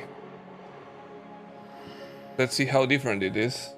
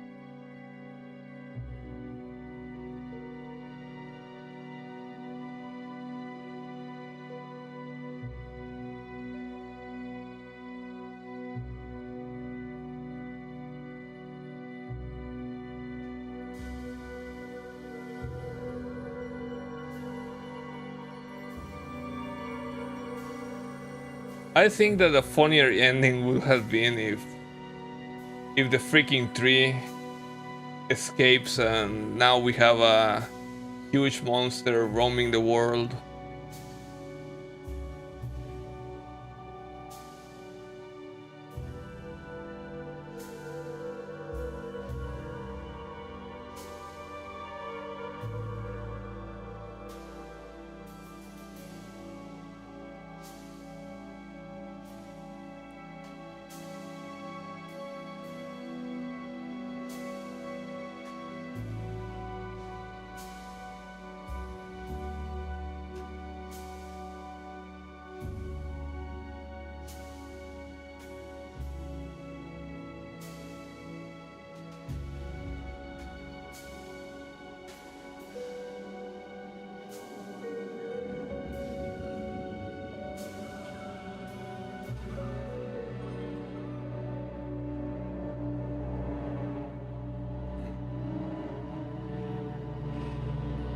Credits are kinda long, but I am really scared of pressing escape and missing something important.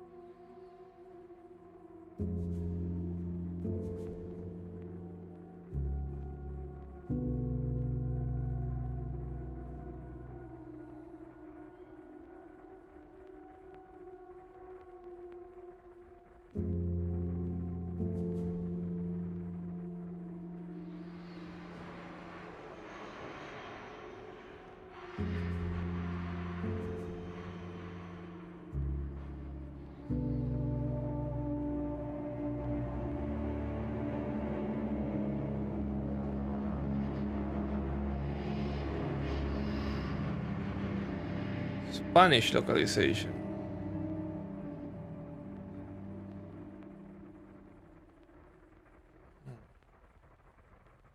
Oh, developer commentary. I would like to listen to that.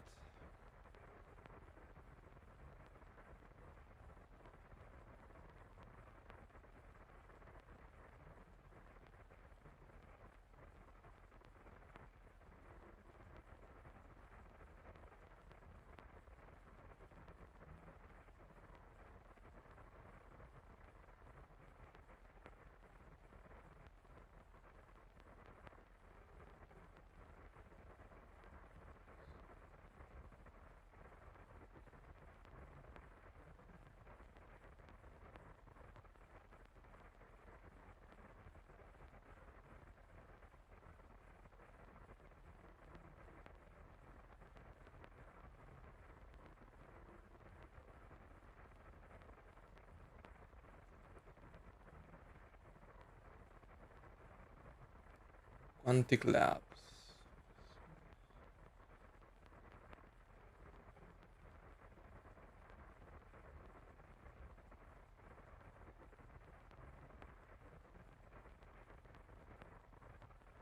Wow, so many people, huh?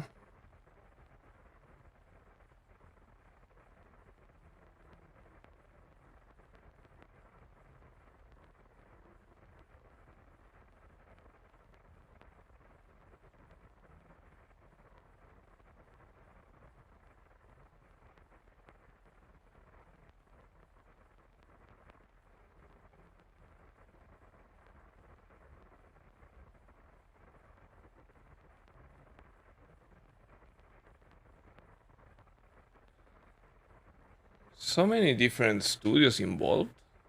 These are the weirdest credits I have seen, probably. Very fitting, I guess.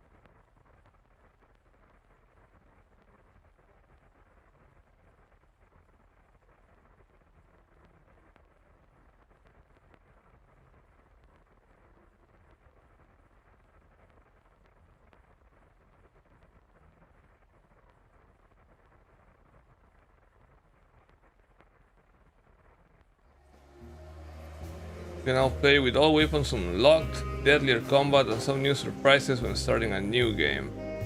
Okay, there are surprises then. Great. Okay.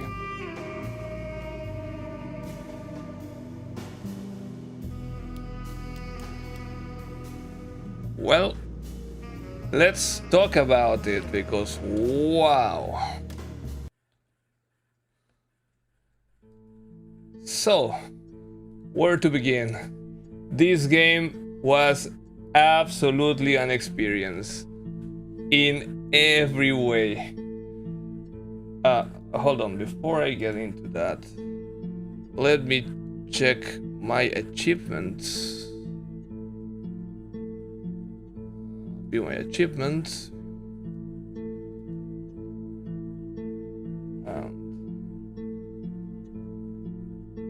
Can I show this, I guess?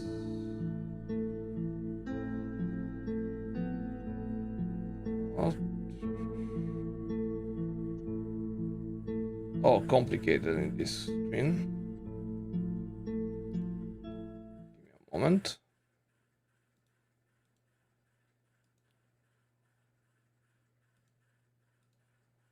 There we have it. Save New Orleans. Case closed. Only 31% of players got to the end of the game, apparently.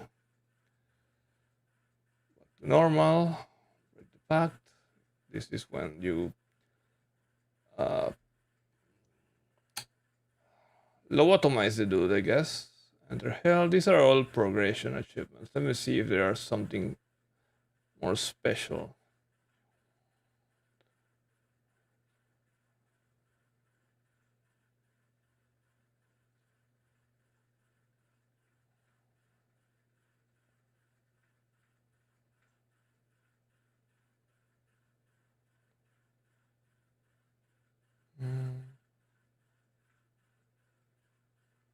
Jeremy.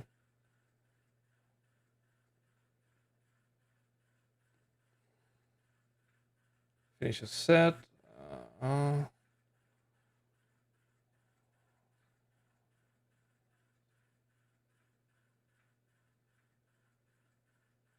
Put the talisman socket back together.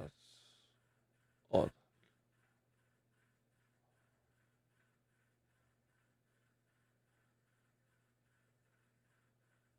Okay, nothing special in terms of achievements. I didn't open all the saves. Oh, maybe this gets completed when I play the other story, I guess. With all the clues.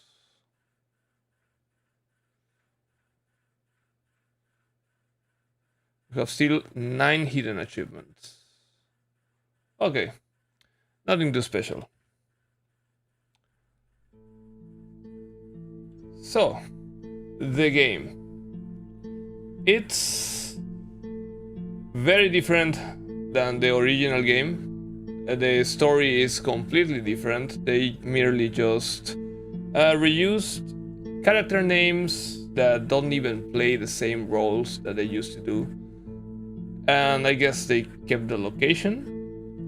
But even the house is different, the story about the house is different, and the threat is different because in the original it's a very personal story. It's this pirate turned slaver that is killed, and through a ritual they preserve their soul and is looking for a new body. It's a very localized story. The Lovecraftian theme around it is very secondary, very backgroundy. But here, the Lovecraftian lore takes centerpiece, and we are dealing with a world-ending threat. They went all in on this thing. Other than that, it has some really cool callbacks to the first game. There are some trinkets that are clear references to the original game, like the napkin and the little talisman, the toy talisman. The tree, of course, is pretty much the final boss in a different way. And it was a great experience all along. I liked the places I got to visit. I liked the lightning. I liked the effect that they did, the times in which the location changes suddenly, and it's so instantaneous. I don't know how they do that. I mean, I am very interested in that kind of stuff because I have an interest in game development, and I really don't know how they make those environment switches so snappy. They look really great. And the whole adventure is completely my alley. It deals with dreams and things of the mind and visiting these worlds, and even the Egyptian theme at some point of the game. It really strikes all the checkboxes for me. My only complaint would be that the combat is kind of weird. I never liked the throwable system, but it does the job. I don't particularly care about great combat in this kind of game. All in all, I really enjoyed the experience, and I would absolutely buy another game in the series. But unfortunately, I read yesterday that the studio that made this game closed due to not performing up to expectations. We know how brutal the game industry is these days. So that's very unfortunate, but I really like the game.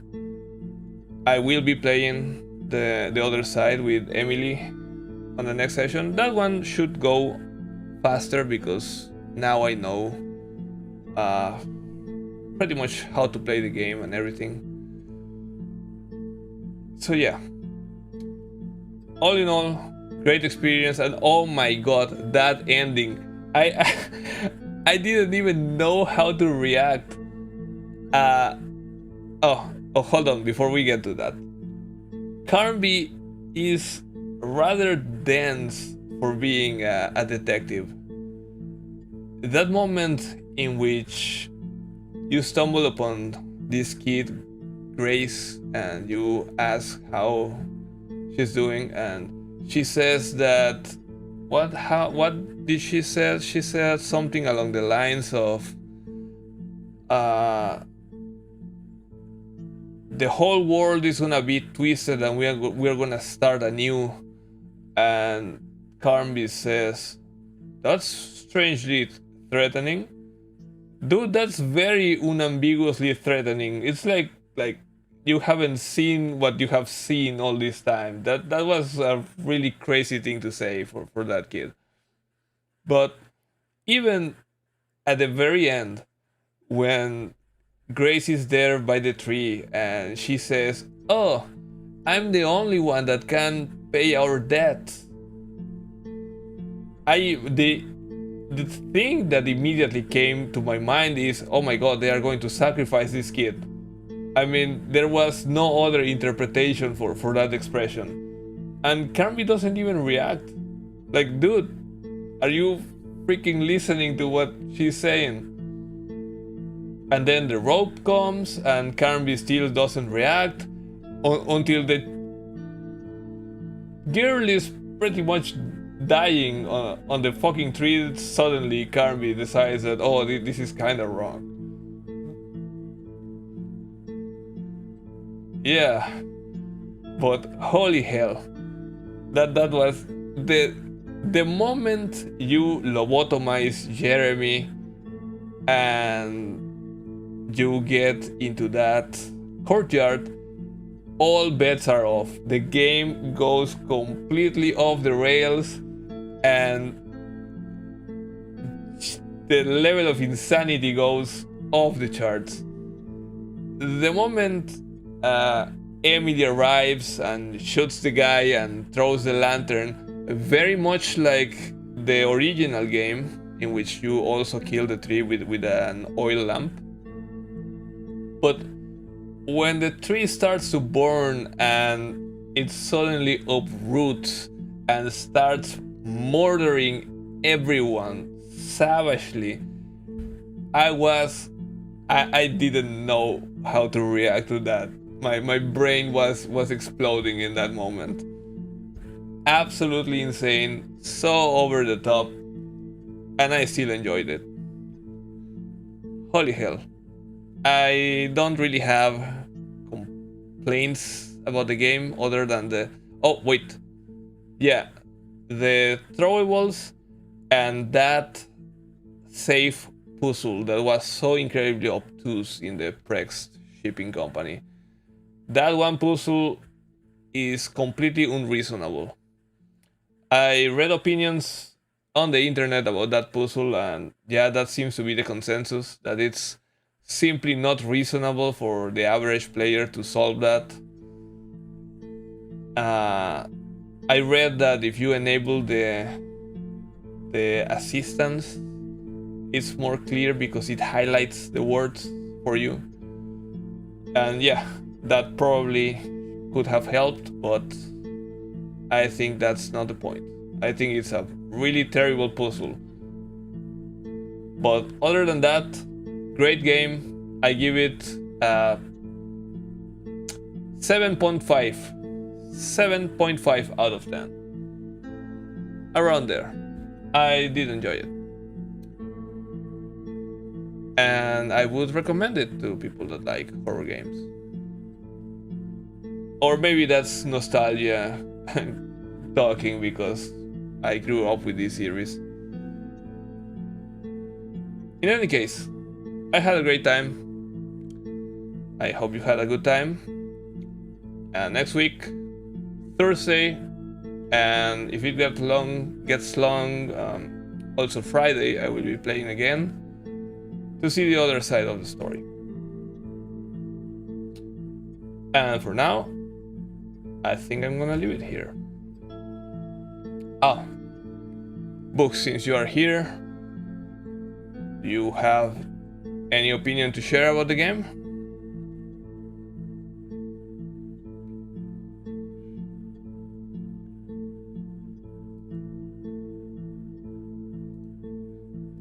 Close this a little bit.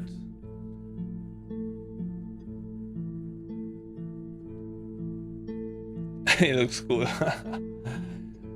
Oh yeah, the moment that blew my mind, the moment in the ship, the wrecked ship, in which I came out and I started hearing that distorted music, and I suddenly recognized that it was no other than Dance Macabre. I didn't expect that callback. I didn't think it was that relevant in the first game, but I am so glad they did it. That was amazing. I love that music.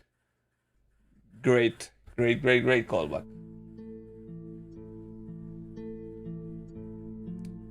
And yeah, I find it funny that even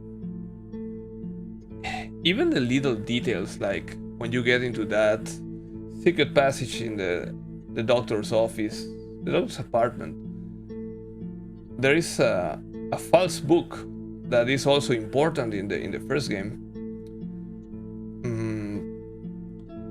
And I never understood why there is a whole bedroom as a secret passage, double bed and everything. That was kind of weird. Maybe when I play again, I will get that detail. But also, it's strange in retrospective that I didn't catch what was gonna happen. The dagger, the ritual dagger, was very strangely shaped. And also, the moment in which you are reading about this Jacob guy, the one that was pretty much the sub-boss in the snowy area, when he said he kept Jeremy sick so he could keep being Jeremy,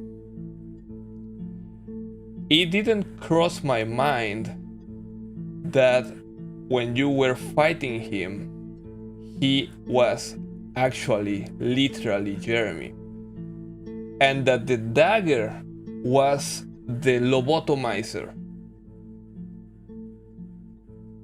That moment when you stab Jacob and it does one of those instant changes, and you see Jeremy with the lobotomizer stuck in his eye. I was like, what the hell is going on here? This game really went places. And this is something very particular to me.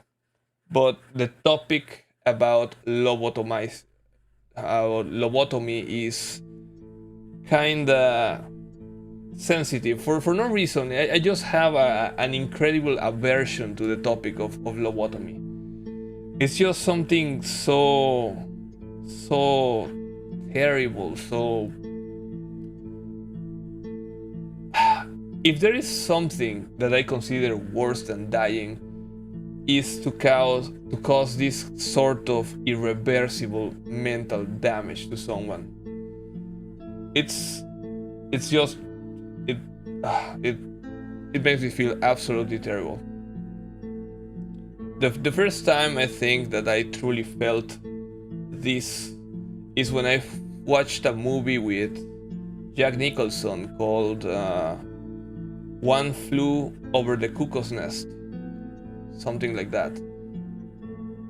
It's about him being stuck in a mental hospital because he was trying to dodge harsher punishment, so to speak. And well, that movie has some themes about lobotomy. I don't want to talk too much about it in case people haven't seen it. But the other movie, more recent one that I saw that gave me the awful feeling was Sucker Punch is called. That one also deals with that kind of topic. So yeah, by the end, seeing Jeremy sitting there, pretty much completely screwed, it makes me feel really awkward. And Carnby knowing that he did this, like, dude, you just pretty much destroyed this man. You don't have anything to say about it. It's like, I am unsure of how much Carnby really believes this situation with the Dark Man was real. I mean, I suppose that at the very end, when the tree is murdering everyone, sure, you believe anything, right? But before that moment, when you're just sitting and talking with these people, how much does Carnby really believes to really not care that he just destroyed a man like that with a lobotomy? That's... oh, so many weird feelings at the end. But great, it's a horror game. That's the point, I guess. In any case, great game. I enjoyed it. I will continue next week. So I am going to end the stream here. I hope you all have a good night, evening, afternoon, morning, whatever it is when you watch this. And thank you for being here. See you next time.